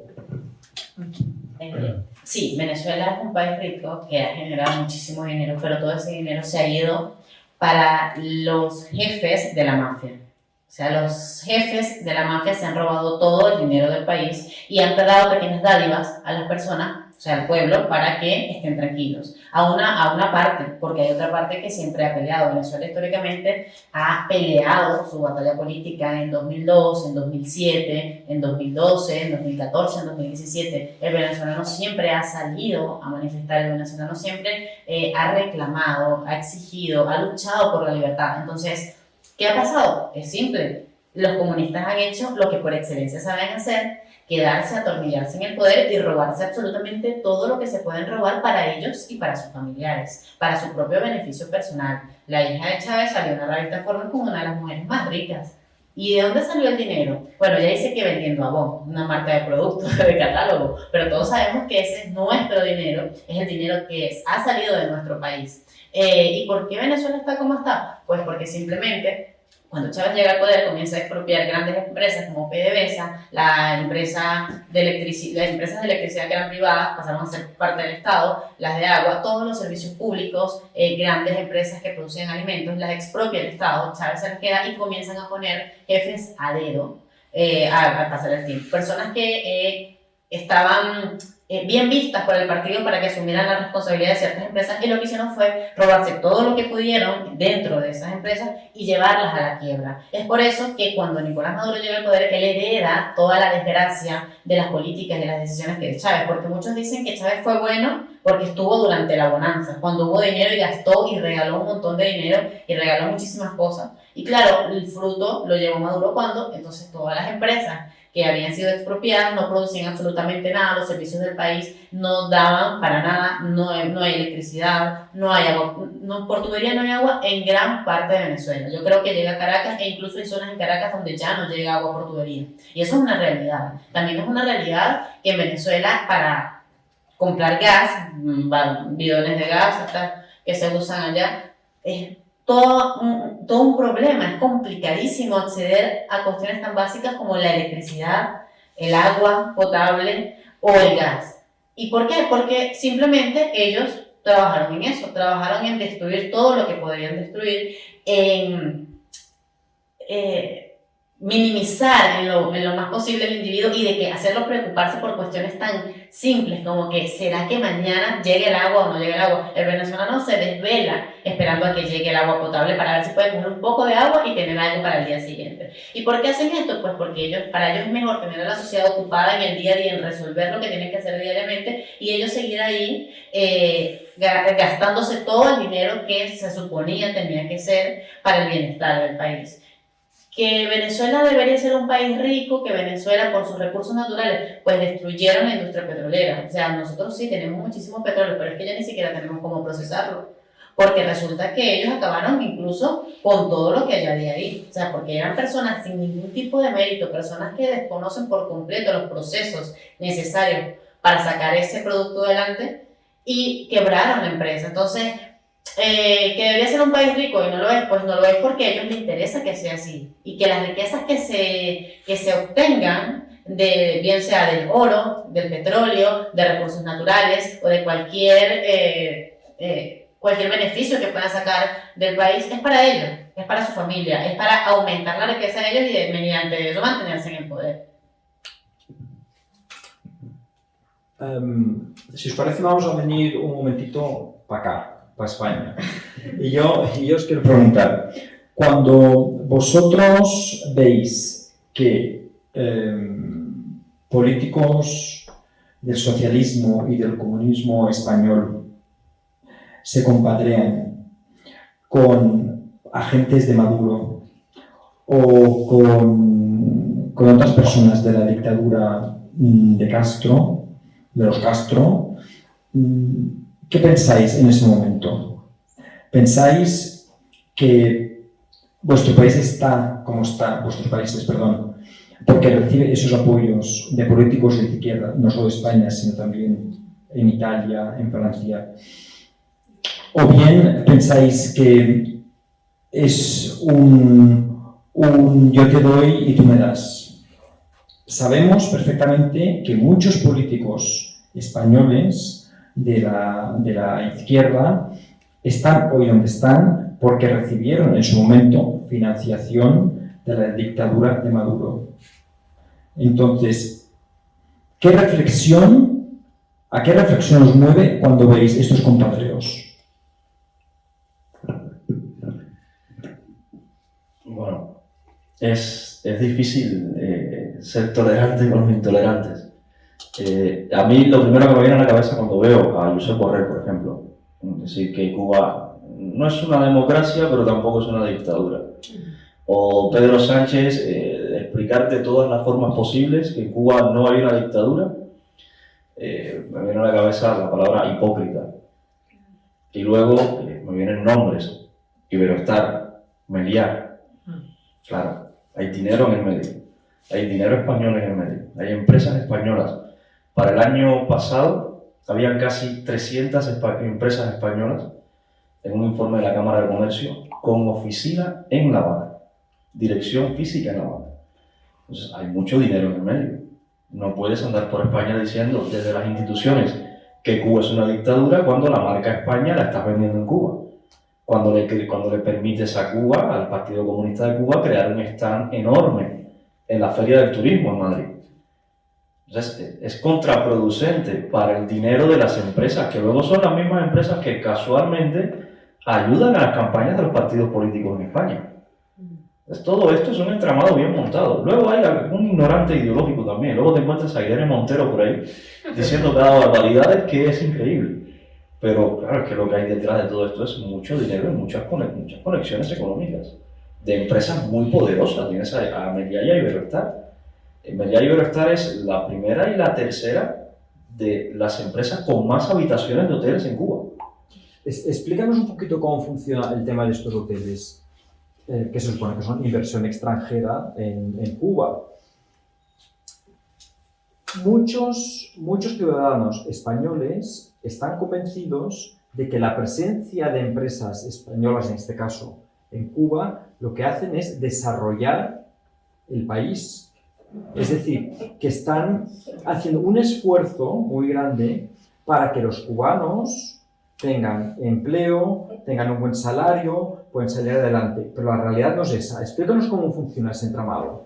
Bueno, eso es un entramado de esclavitud y de explotación laboral puro y duro. Empezando porque todas estas empresas hoteleras, Meliá y Iberostar, pero otras grandes como Blue Diamond, por ejemplo, una canadiense, que operan en Cuba, que tienen centenares o miles de habitaciones de hotel en Cuba, contratan miles de cubanos, pero no le pagan a los cubanos el salario. Todas estas empresas le pagan un salario a una agencia de contratación cubana por cada cubano. Y esa agencia de contratación cubana es la que luego le paga el salario al cubano, ¿en qué? En peso cubano. Y en una proporción, esta agencia le confisca al cubano entre un 70 y un 90% del salario que paga la empresa hotelera. Esa agencia es parte de la dictadura. Esa agencia es propiedad de la dictadura, propiedad del Partido Comunista de Cuba. Y lo que hacen entonces estas agencias hoteleras es financiar también a la dictadura porque son conscientes de ello. Son conscientes de todo este proceso de esclavitud laboral. Por eso cuando yo escucho a algún sindicalista acá en España defender a los trabajadores y hablar bien de la dictadura cubana, entra un cortocircuito. Bueno, no se puede ser tan miserable en la vida. Yo he oído incluso a sindicalistas negar que hubiera una dictadura en Cuba. Claro. Sindicalistas españoles. Pues todas estas empresas hoteleras funcionan a partir de una red de esclavitud laboral que existe en Cuba, explotando a los cubanos, pagándoles salarios de miseria a los cubanos, el régimen, y ellas luego se lavan las manos diciendo, no, yo sí pago el salario. ¿A quién? A una agencia de contratación. Es la agencia la que no les paga a ellos, pero son cómplices de todo este proceso. Luego están las adjudicaciones a dedo. Cuidado, si la revolución cubana se hizo del pueblo y para el pueblo, ¿de quién es propiedad de los hoteles? En teoría del pueblo. Por tanto, son propiedad pública. ¿Dónde está el concurso público para adjudicar la operación de estos hoteles a Meliá, a Iberostar, a Blue Diamond? No está. Son adjudicaciones de empresas públicas a dedo por parte del Partido Comunista a empresas españolas. Tienen un monopolio creado y un negocio de esclavitud laboral creado perfecto. Entre ellos se lo cocinan y se lo comen todo, y es el cubano el que sufre las consecuencias. El turista que piense que estas empresas ayudan al cubano a funcionar, es un error. Estas empresas son parte de la financiación de la dictadura para reprimir al pueblo cubano. De hecho, la dictadura cubana, el material policial que compró para reprimir el 11 de julio pasado, ¿dónde lo compró? Aquí en España. Compró material policial, material antimotín, munición, equipos para repeler manifestaciones aquí en España. ¿Y el dinero de dónde sale? Pues de la financiación internacional, de las remesas y del dinero que dejan estas empresas hoteleras españolas. Claro. Y por tanto, de los clientes De los turistas, claro. de estos hoteles que van a Cuba a pasar unas Correcto. buenas vacaciones, etc. El que vaya a Cuba, esos clientes están sufragando el mantenimiento. correcto. Nosotros hemos hecho una campaña de No Travel to Cuba. Y es precisamente por eso, no viajes a Cuba, porque tu dinero no se lo vas a dejar al cubano, se lo dejas a la dictadura. Y el dinero lo usa la dictadura para reprimir al cubano y para seguir enriqueciéndose ellos de forma personal. No ayuda en nada al cubano aquí. Sí, yo estaba mirando si aquí teníamos hoy, pero no está nuestro doctor residente, puesto que me gustaría que, a tenor de todo esto, explicaras también la cuestión de los médicos, que de hecho, por muy lamentable que sea, el término que hay que usar es médicos que se exportan, son como una mercancía que se exportan al exterior. Explícanos ese mecanismo. Bueno, Cuba tiene dos fuentes principales de ingresos en cuanto a los servicios médicos. Tiene la exportación de servicios médicos, que es la exportación de médicos, y la otra es el turismo de salud dentro de Cuba. Son sus dos fuentes principales de ingresos. La exportación de servicios médicos, a partir de los médicos, funciona, por ejemplo, el caso ahora más reciente de López Obrador. López Obrador va a La Habana, le dice al régimen cubano que necesita médicos, algo que es falso porque en México hay muchísimos médicos que no tienen condiciones de trabajo que deberían, y el régimen cubano le dice que sí, que le va a vender médicos. Ahora, ¿cómo funciona esto? Simple. El régimen cubano manda 500 médicos a México, López Obrador le paga al régimen cubano por cada médico, de hecho le paga más que a los propios médicos mexicanos, y el régimen cubano devenga un porcentaje muy pequeño del salario a esos médicos. Sigue siendo un circuito de financiación a la dictadura. Luego hay que ver si son médicos, porque eso tampoco está contrastado que sean médicos. Estas personas no muestran, el gobierno de México no ha mostrado el certificado que acredite que estas personas son médicos. Muchos de ellos fueron a Venezuela diciendo que eran médicos y eran agentes encubiertos de la inteligencia cubana. A Brasil también y a México también irán. Y la otra parte es el servicio de turismo de salud. Hay extranjeros que hablan muy bien de la salud cubana. Claro, ellos han ido al sistema de turismo de salud, no a la salud pública. Y tienen toda la razón, hay un sistema de turismo de salud perfecto que funciona desde hoteles de lujo hasta clínicas perfectamente equipadas con todo para atender el turismo de salud. Un trasplante de corazón te puede salir en $70,000. Un trasplante de riñón en unos $48,000. Con todo lo que necesitas. Y claro, esas personas salen de Cuba hablando muy bien de la atención sanitaria en Cuba, claro, la que ellos conocieron, no la que realmente está disponible para el cubano de a pie. Es abusivo lo que hacen con los médicos en Cuba, incluso con los que trabajan en el turismo de salud, porque tampoco le pagan el salario que deberían cobrar, que debería cobrar un médico. Es esclavitud laboral, ya lo dijo la ONU, hizo un informe al respecto. La Organización Panamericana de la Salud también, nombrándolo por lo claro, es esclavitud laboral lo que ocurre con los médicos en Cuba. Gracias, Carlito. Nos hemos soltado, de hecho, la pregunta que os hacía para hacer este inciso sobre las empresas españolas, sobre los médicos. Estábamos hablando de la financiación o el apoyo económico que presta Venezuela a políticos españoles de izquierda.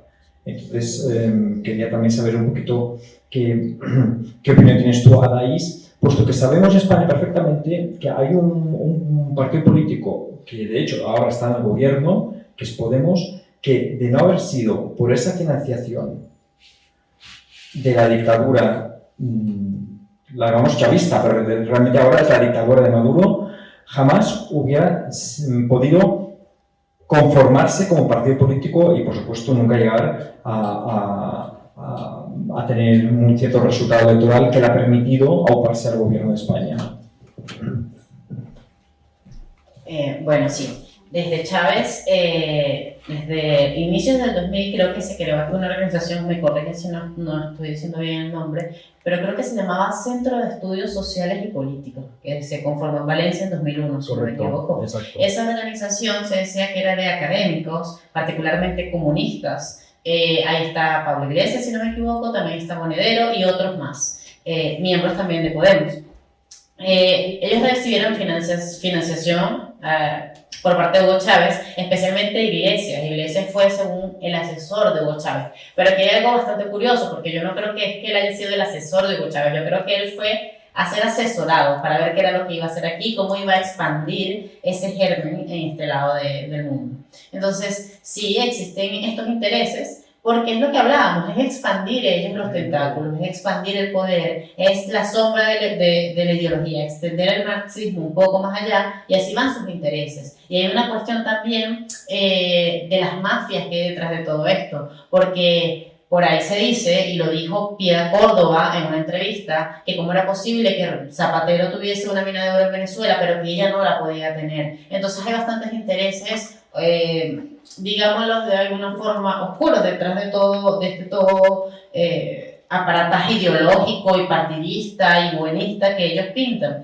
Hay intereses económicos por parte de estos partidos con el régimen, pero claro, es algo a cambio de, porque el régimen no solo financiaba o no financia nada más a Pablo Iglesias y a Podemos, es que también son amigos de Bildu, también son amigos de ETA, también son amigos de la CUP en Cataluña. Entonces hay una cuestión allí de fondo que también es para desestabilizar. Ellos necesitan desestabilizar, necesitan irrumpir en estos países donde se les es posible una entrada por medio de estos actores políticos. Entonces, aparte de eso, es la cantidad de empresas de chavistas que hay aquí en España, que les permiten operar de una manera totalmente libre. Aquí hay cantidad de chavistas con empresas que sirven para lavar el dinero de las mafias, para lavar el dinero del narcotráfico. Utilizan esas empresas que hay aquí en España, como hay en otras partes del mundo, pero sobre todo en España, es un paraíso fiscal para los mafiosos venezolanos. Entonces, ¿por qué el interés? Porque ellos necesitan estas personas en el poder, porque necesitan personas que les den licencia para seguir operando, para perpetuarse, para perpetuar sus mafias, para tener impunidad. Entonces, detrás de todo esto hay bastantes intereses.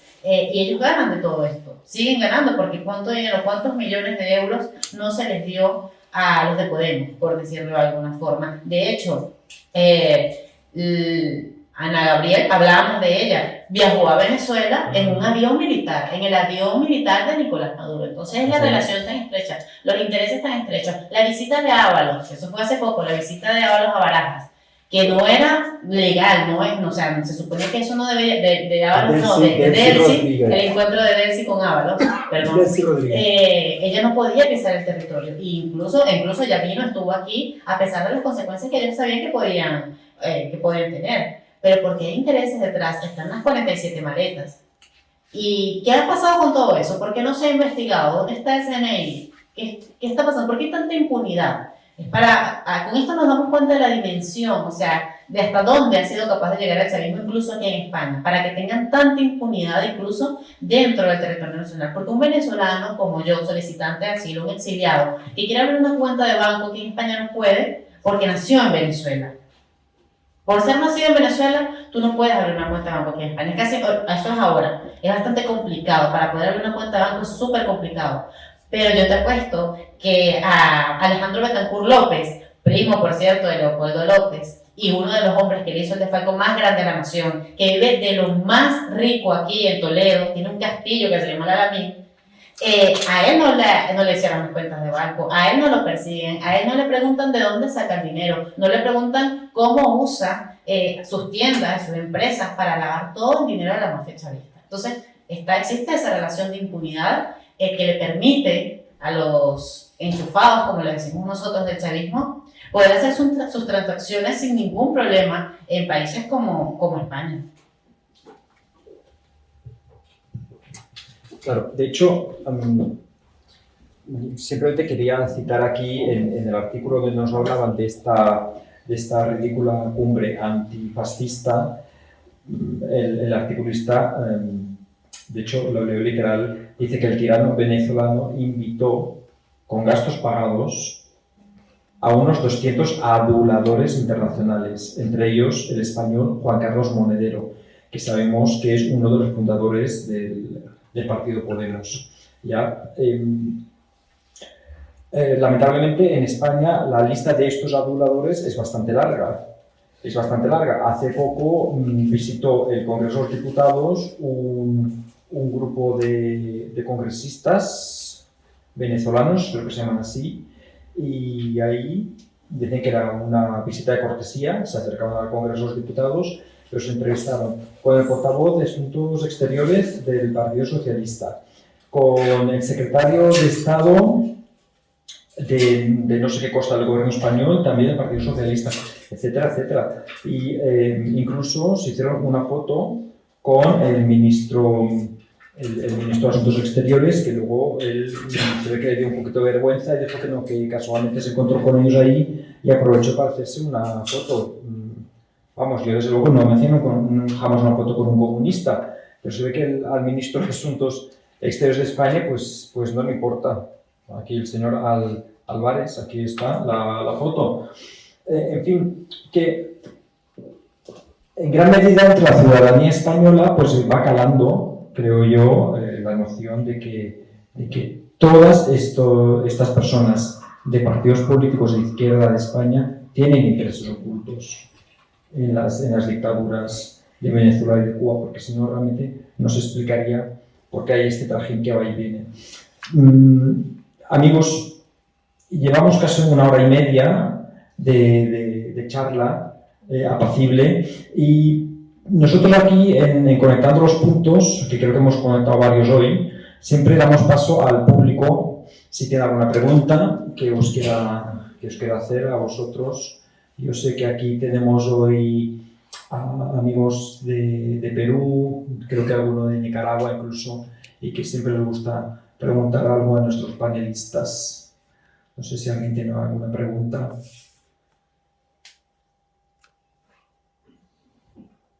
Pues hoy nadie tiene preguntas. ¿Será que lo hemos contado ya todo? Digo yo. Bueno, para acabar, yo sí quisiera preguntaros acerca del futuro, el futuro en vuestros países. ¿Qué visión tenéis vosotros en cuanto a que vuestros países, yo sé que en Cuba es mucho más difícil, pero que vuestros países finalmente puedan volver a funcionar como una democracia, un sistema con garantías, con libertades y muy especialmente que se respeten los derechos humanos? Ese es un punto que no hemos tocado hoy, quizá deberíamos tocarlo. ¿Cómo se mueve el corazón cuando veis que en vuestro país hay tantas personas encarceladas por motivaciones ideológicas o de pensamiento? A ver, en el tema Cuba, el futuro es complicado de predecir. Pasa algo en Cuba y en Venezuela suele pasar también, y es la conciencia cívica individual del ciudadano, que se pierde en estos regímenes, se pierde. Los regímenes mueven al ciudadano como una especie de masa, crean una conciencia de masa controlada por ellos, y la conciencia cívica individual, que es la que crea una sociedad, esa se pierde. En Cuba llevamos 63 años de destrucción de toda esa conciencia cívica individual ciudadana, y no podemos, por desgracia, reconstruir 63 años en 10 días o en 15 días. Entonces, el futuro es complicado. El futuro pasa por, primero, quitarle las herramientas educativas a la izquierda, recuperar esa parte que de algún motivo misterioso se le hemos dejado a la izquierda durante décadas, y se han apropiado de universidades, medios de comunicación, redes sociales, y tenemos que volver a apropiarnos nosotros de esos medios, porque tenemos que hacer otra vez, dar la batalla cultural y educativa, porque es la única forma. Mañana se puede caer el castrismo en Cuba, pero ¿y el Fidel Castro que tiene cada cubano en la cabeza instalado durante 63 años? ¿Qué hacemos con él? ¿Le estirpamos la cabeza a los cubanos? No podemos. Entonces, la única forma de eliminar el castrismo y que al otro día no vuelva a salir un castrismo, o que no tengamos algo peor que el castrismo, que los hay peores también, es que cada cubano tenga esa conciencia cívica, ciudadana, esa responsabilidad, y eso se consigue con educación. No podemos esperar a que se caiga el castrismo para educar a los cubanos. Tenemos que comenzar de la forma que podemos, usando medios, por ejemplo, a intentar educarlos desde ahora. Pero pasa igual con los venezolanos, con los peruanos, con los colombianos, con los españoles, pasa igual con todo el mundo. Es educación, educación, educación, todo pasa por ahí. Y en un futuro, si hacemos bien ese trabajo, en un futuro no tendremos otra vez dictaduras de este tipo y tendremos países decentes en los cuales podamos vivir. ¿Para cuándo será ese futuro? Me gustaría que fuera mañana, pero por desgracia me temo que nos va a costar todavía un poco. Bueno, hablar sobre el futuro de mi país es bastante complejo y sobre todo cuando eres tan joven, ¿no? Como yo, y que estás en esta lucha desde bastante joven, otros más jóvenes que yo. En Venezuela la situación es bastante complicada porque nosotros tenemos un problema incluso más grave que los cubanos, y es que tenemos una falsa oposición que legitima una y otra vez el sistema, que legitima una y otra vez el régimen, que sale a la comunidad internacional a lavarle la cara a los mafiosos, mientras que los verdaderos patriotas están presos, están exiliados o muertos.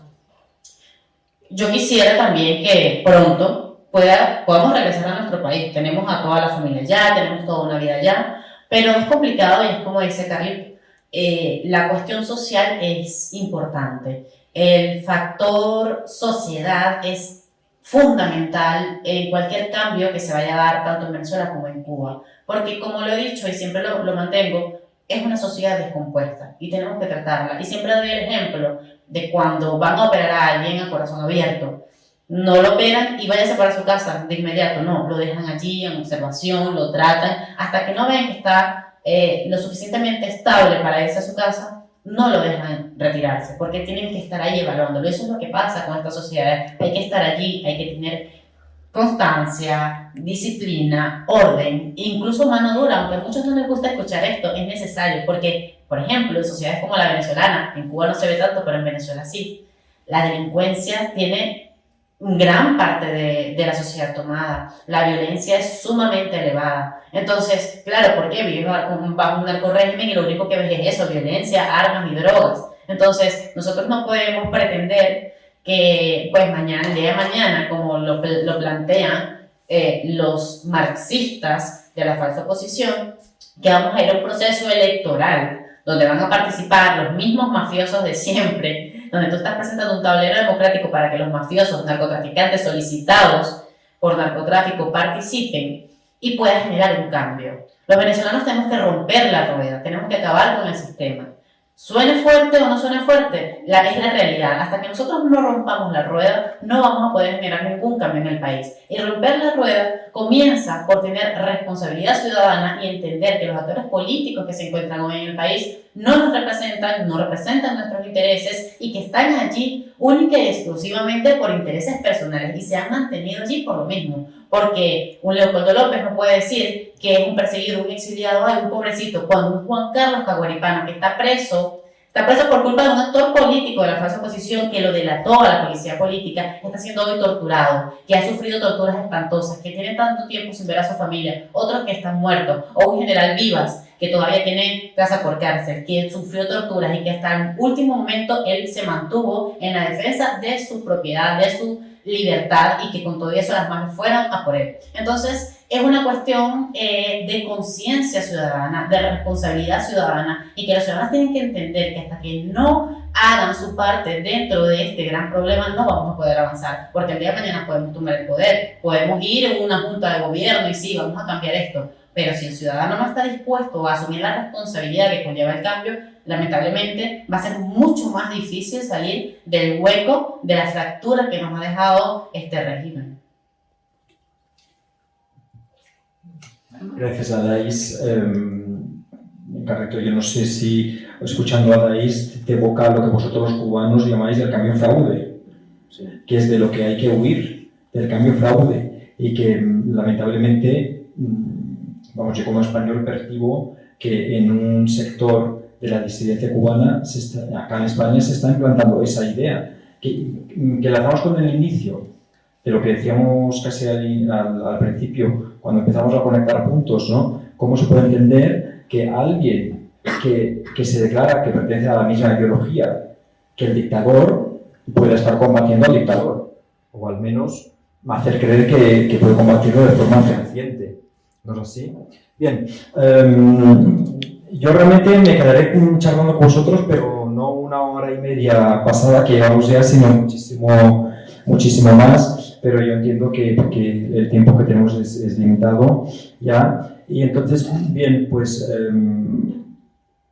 que me dicen que hay una pregunta. Sí, una pregunta. Hay una pregunta. A ver, dime, por favor. Bueno, yo quiero... Sí, acércate. Sí. Bueno, lo que yo quería preguntar es, Venezuela, Cuba, honorables personas luchan por la democracia. ¿Qué opinión tienen ustedes al respecto de Perú, que estamos en un camino al abismo por tener un gobierno corrupto, ¿no? Un gobierno, un comunismo maquillado, como se puede decir, y aparte también un Congreso débil, una derecha débil, que si hubiera sido fuerte no estaríamos ahorita sufriendo esta caída, ¿no?, que tiene mi país, tanto económicamente y socialmente, porque no hay seguridad. Las cosas se han disparado tremendamente, se avecina una hambruna prácticamente. Ya el de la condición media está más pobre que nunca, el pobre ya está en extrema pobreza. Entonces, ustedes, ¿qué futuro creen que puede, o esto en qué puede acabar? Ya que este gobierno se ha rodeado de las autoridades más importantes del país, de sus compadrazgos, paisanos, de lo cual incluso en los militares, que era nuestra única esperanza para que haya una insurgencia y pueda tomar el poder, también están metidos con esta corrupción. Entonces, yo pienso de que, bueno, ¿qué opinión tienen ustedes sobre Perú, ya que ustedes han sufrido todos estos golpes de abuso y de tanta corrupción? ¿Qué futuro cree que, o esto, qué opinan ustedes del Perú ahorita?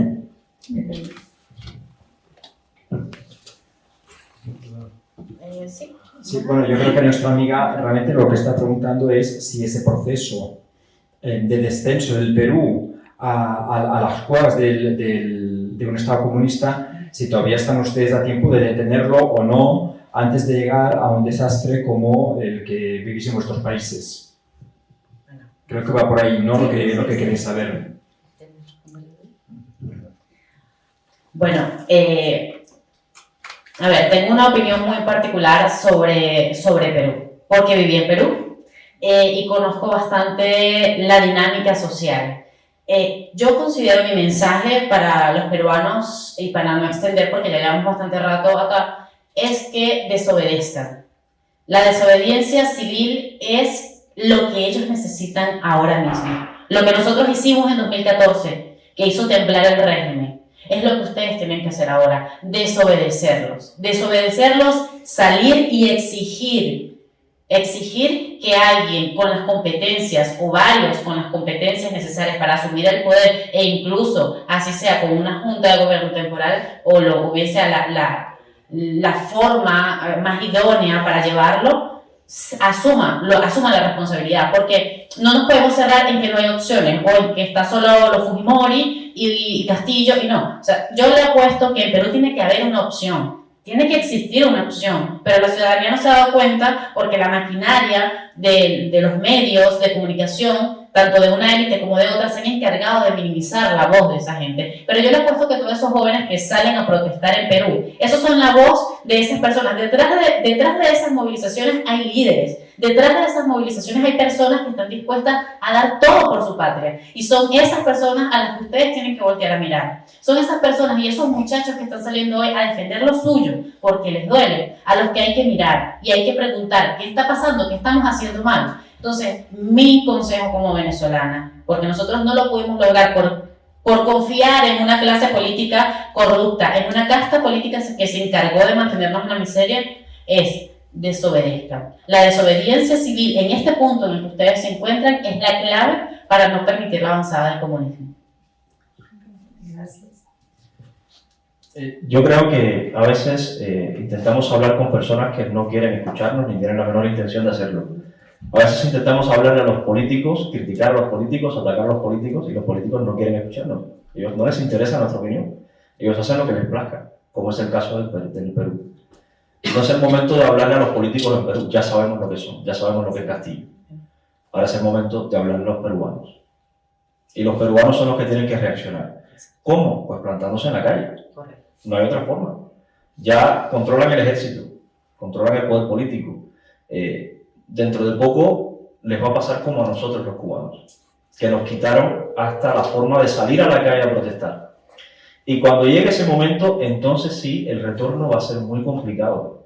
Entonces, este es el momento de dejar de hablarle a Castillo y a los demás partidos opositores y hablarle al pueblo de Perú. Y el pueblo de Perú tiene que salir a la calle y reclamar lo que es suyo, que es la soberanía nacional. Punto. Y eso es lo que toca. Sí, gracias. Sí, realmente yo estoy de acuerdo con vosotros también, puesto que me planteo lo que está pasando ahora mismo en España. Y es que en España, desde hace muchísimos años, desde hace décadas, hemos ido permitiendo como a cuentagotas, a ralentí, nos hayan ido quitando libertades. Libertades que se refieren a la vida propia de cada persona, bajo el pretexto de que, bueno, pues es que esto a mí no me afecta, solo afecta a un sector muy pequeño de la ciudadanía. Al no poner freno, hemos ido permitiendo que se vayan cercenando libertades, derechos, no tanto el derecho en su fórmula constitucional, sino en la interpretación de cómo se ejerce el derecho. Que esto es una cuestión que en muchos países, en muchas democracias, deberíamos tener muy presente y tener mucho cuidado. El derecho se mantiene como principio, pero la forma de ejercerlo, que es con el desarrollo legal, es lo que entonces se cercena. Y lamentablemente en España lo que nos ha sucedido es que no nos hemos dado cuenta hasta qué punto nos han cortado la libertad hasta que han transcurrido casi 20 o 25 años del inicio de este proceso. Y por eso es tan importante, como vosotros decíais, y relacionado con el caso de Perú, de no permitir que la libertad en ningún momento quede supeditada a la voluntad, no solo, voy a decir, de una persona que puede ser presidente de la República, sino de un grupo político, porque ese grupo político es el que sustenta al presidente de la República. Y cuando ese grupo político quiere impulsar una medida que coarta la libertad, es porque tienen un interés personal, ellos detrás de él. Y en el caso del comunismo o del socialismo suele ser el afán de perpetuarse. Si hay una cosa que yo nunca jamás he logrado comprender acerca del socialismo es por qué, cómo es posible que existan personas que quieran controlar la vida de los demás. Es algo que no entiendo ni siquiera a nivel personal, pero que muy curiosamente en todos estos partidos de los que se llama izquierda, con los diferentes nombres que hoy ya se ponen para disimular lo que realmente son, siempre hay ese afán de control. Y en España, lamentablemente, hemos llegado al punto en que ese control es incluso dentro de nuestras propias vidas privadas. Y esto nos ha sucedido, y yo espero que estemos todavía a tiempo de tenerlo, igual que en el Perú, nos ha sucedido porque lo hemos permitido, porque hemos hecho la vista gorda, hemos mirado hacia otro lado pensando, bueno, pues mira, con esta medida a lo mejor ya se apaciguan, se caen. Señores, el apaciguamiento no funciona nunca, nunca. Y eso en España, lamentablemente, lo hemos vivido no solamente con gobiernos de corte socialista, sino con una lacra muy grande que tenemos en España, propiciada justamente por el socialismo y el comunismo, que es el independentismo. Y ese es el afán, el deseo de intentar romper nuestra nación. Y en los países de Latinoamérica esto está muy presente. Bolivia, de repente, es un estado plurinacional. En Perú quieren hacer lo mismo. El indigenismo es otra arma de todo este socialismo que proviene de Venezuela y de Cuba para intentar romper las naciones. Porque si una estrategia clara tiene para dominar es divide y vencerás. Y eso es lo que no podemos permitir. Y en España esto ha sucedido, y ha sucedido propiciado y financiado por personajes como Nicolás Maduro en Venezuela, porque ese señor financiaba y entrenaba a muchos personajillos de los partidos independentistas en Cataluña y en el País Vasco. Grupos terroristas como ETA se refugiaban en Venezuela y en Cuba. El otro día, no hace mucho, una compañera cubana me estaba contando que cuando ella vivía en Cuba, creo que era en Santa Clara, a 2 casas de la suya vivía un etarra. Señores, en medio de la sociedad cubana hay un señor que en España mataba personas por su ideología. Y eso es lo que nosotros no podemos permitir nunca. Nunca debemos permitir que nos coarten la libertad. Y en Perú y en España yo espero que nunca lleguemos a la situación que lamentablemente han tenido que vivir nuestros hermanos venezolanos y cubanos, porque este es el momento de detenerlo. Porque más tarde puede ser que no haya retroceso rápido y caigamos en la situación de ser una nueva Cuba. Y creo que se está un poco energizando las preguntas, porque creo que aquí hay otro compañero que tiene otra pregunta, sí, no y aquí otro pregunta, se está animando el público. No era una pregunta, era una afirmación, es que esto solo se corta prohibiendo el comunismo de base. En una democracia no puede haber comunismo porque es liberticida. Tú metes el germen, se descompone todo. Porque funciona así. El comunismo se vale de la democracia para destruirla. Claro. Entonces, si el comunismo es legal en la democracia, todas las democracias están abiertas al contagio y a la destrucción.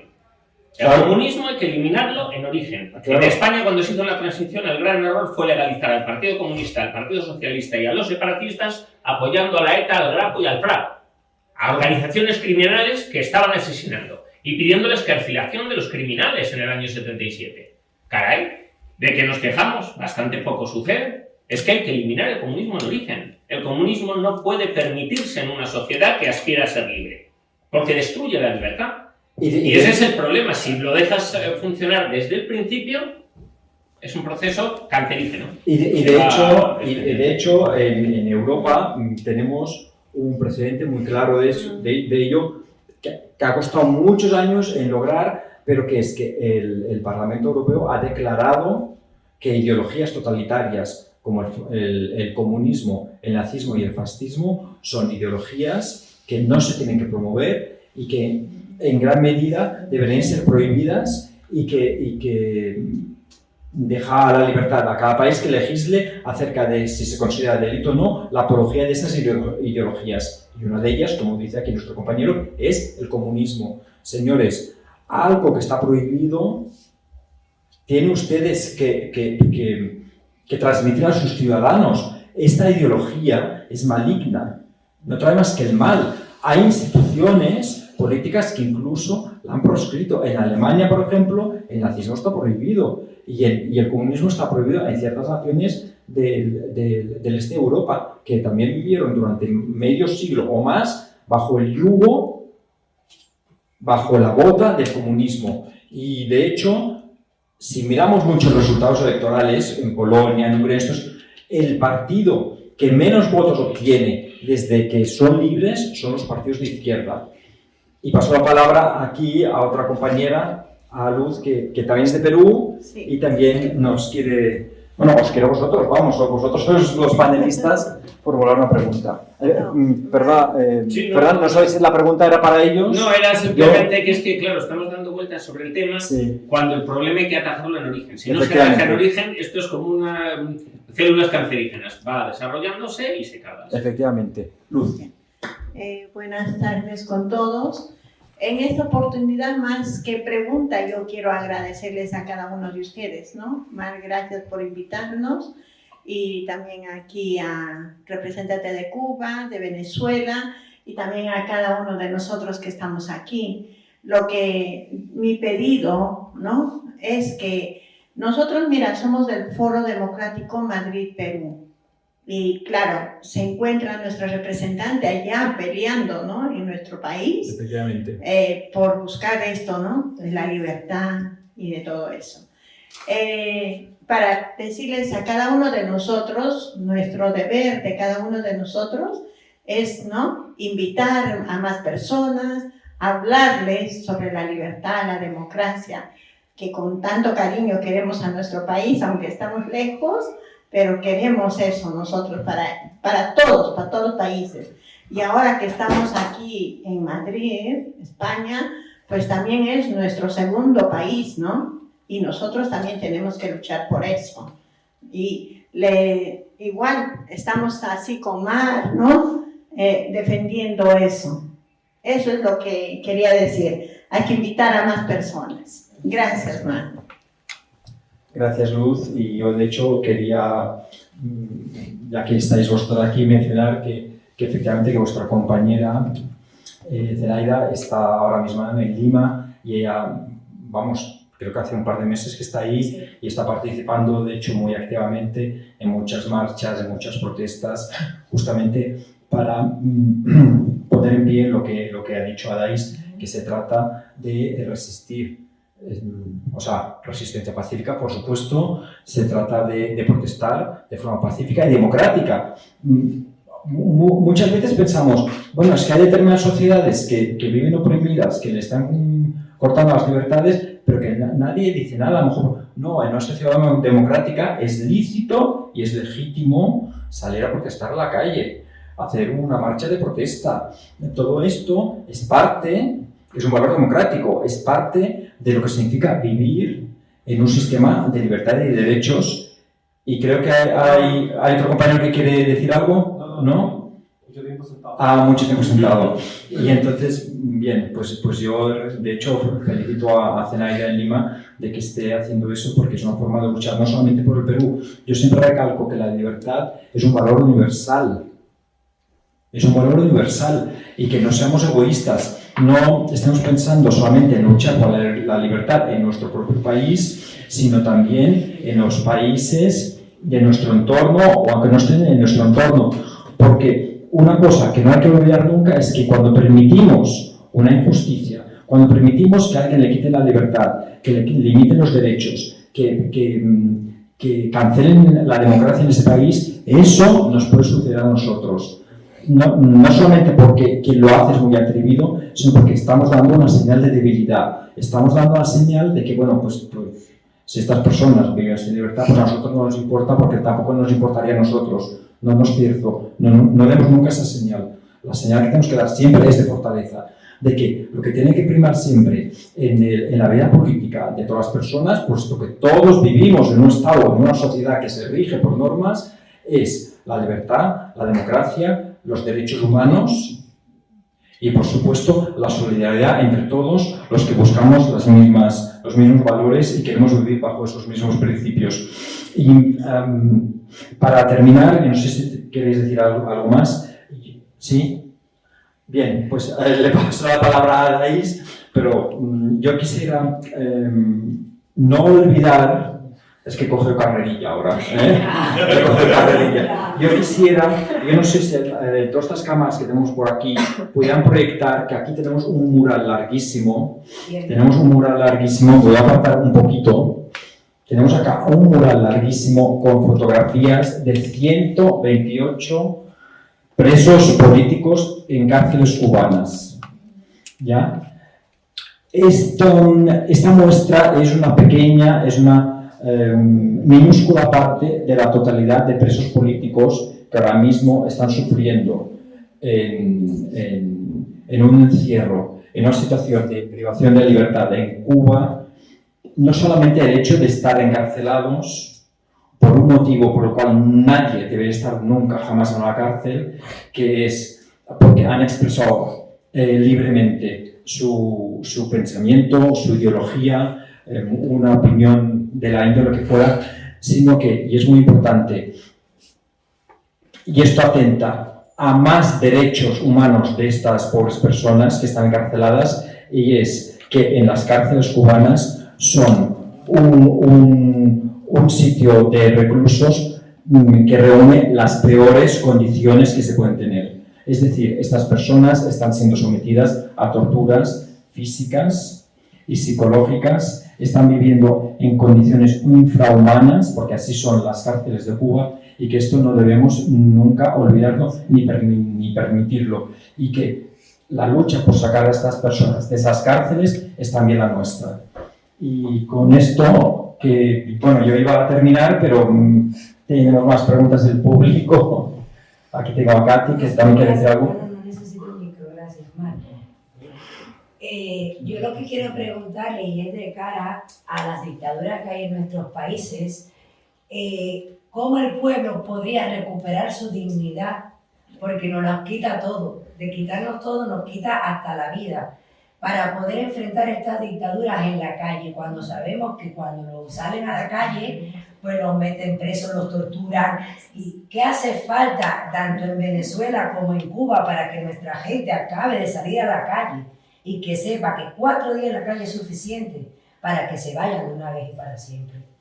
Porque Porque es necesario, por supuesto, porque es lo que decíamos antes, que en muchas de nuestras sociedades nos quitan libertades y muchas veces se aprovechan de ello por nuestra propia pasividad. No es el caso de una dictadura, en España todavía vivimos en un sistema libre, pero que salir a la calle es mucho, mucho más difícil, casi heroico, en países como Venezuela o como Cuba. No sé quién quiere recoger la pregunta de Katy.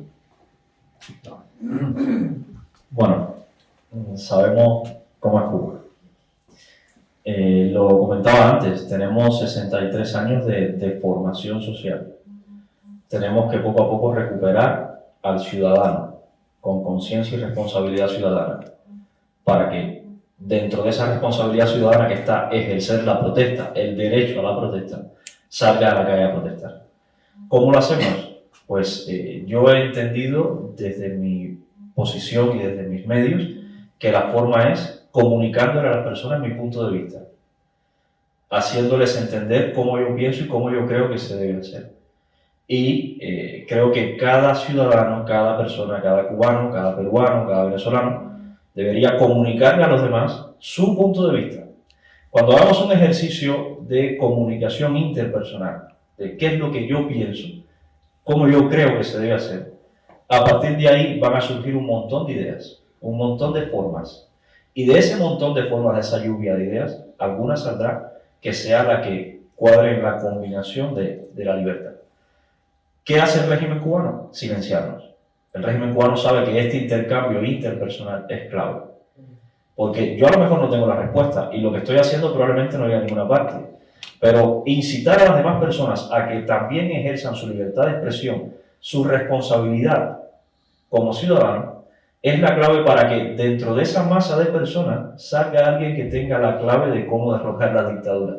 Por eso nos silencian a todos. Por eso todos los regímenes totalitarios intentan silenciar y que sea una especie de voz gris, susurro unánime, lo que se escuche.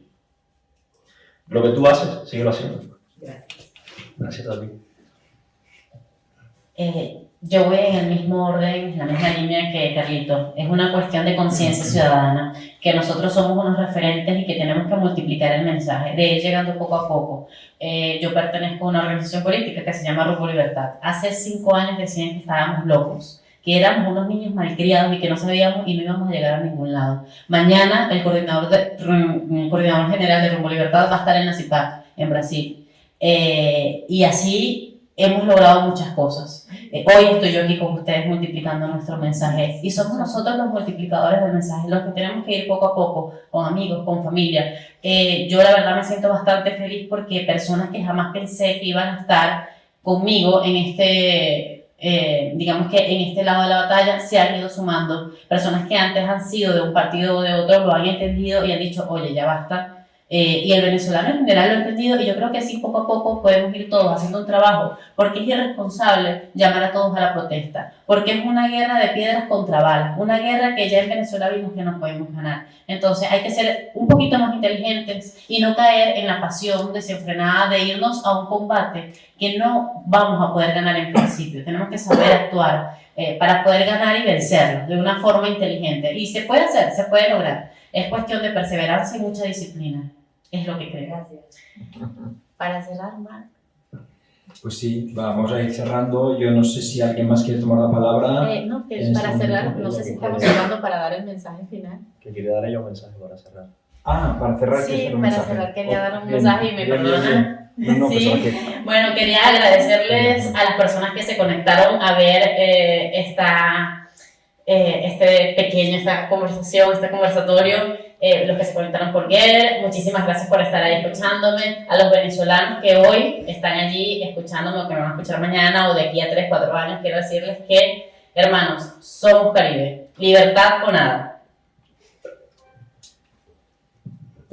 Bien, fantástico tu mensaje, Adais. Yo, de hecho, lo hago extensible a todos los países donde la democracia ahora mismo está bajo amenaza.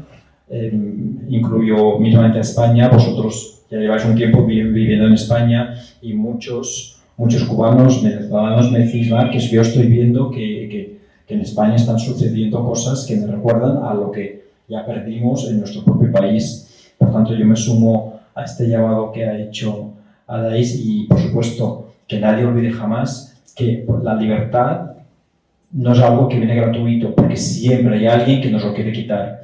Y por la libertad hay que luchar día a día. Una vez alcanzada, hay que luchar por mantenerla. Y bien, pues no nos queda más que cerrar esta agradable velada, esta charla tan fructífera que hemos tenido con Adais, con Carlito. Yo espero que se repita en muchas otras ocasiones en el futuro. Y a todos vosotros que nos estáis viendo, pues simplemente agradeceros nuevamente vuestra atención, agradecer también a todo este público tan fenomenal que tenemos hoy aquí, que finalmente se ha animado a también intervenir. Quiero dar las gracias a SOS Cuba Madrid por cedernos el espacio, a Lázaro Mireles, también a Juan Ignacio, por su generosidad y su cortesía.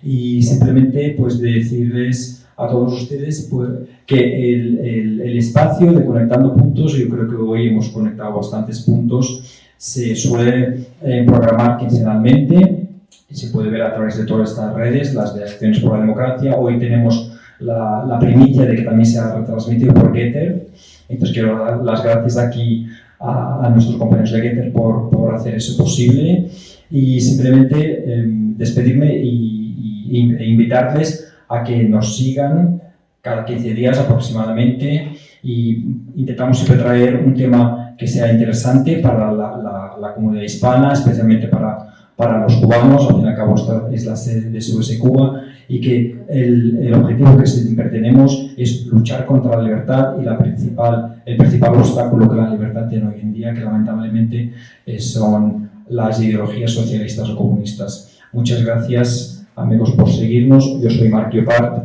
Kinson y aquí voy a estar cada 15 días aproximadamente trayéndoos pues novedades y buenas noticias, espero.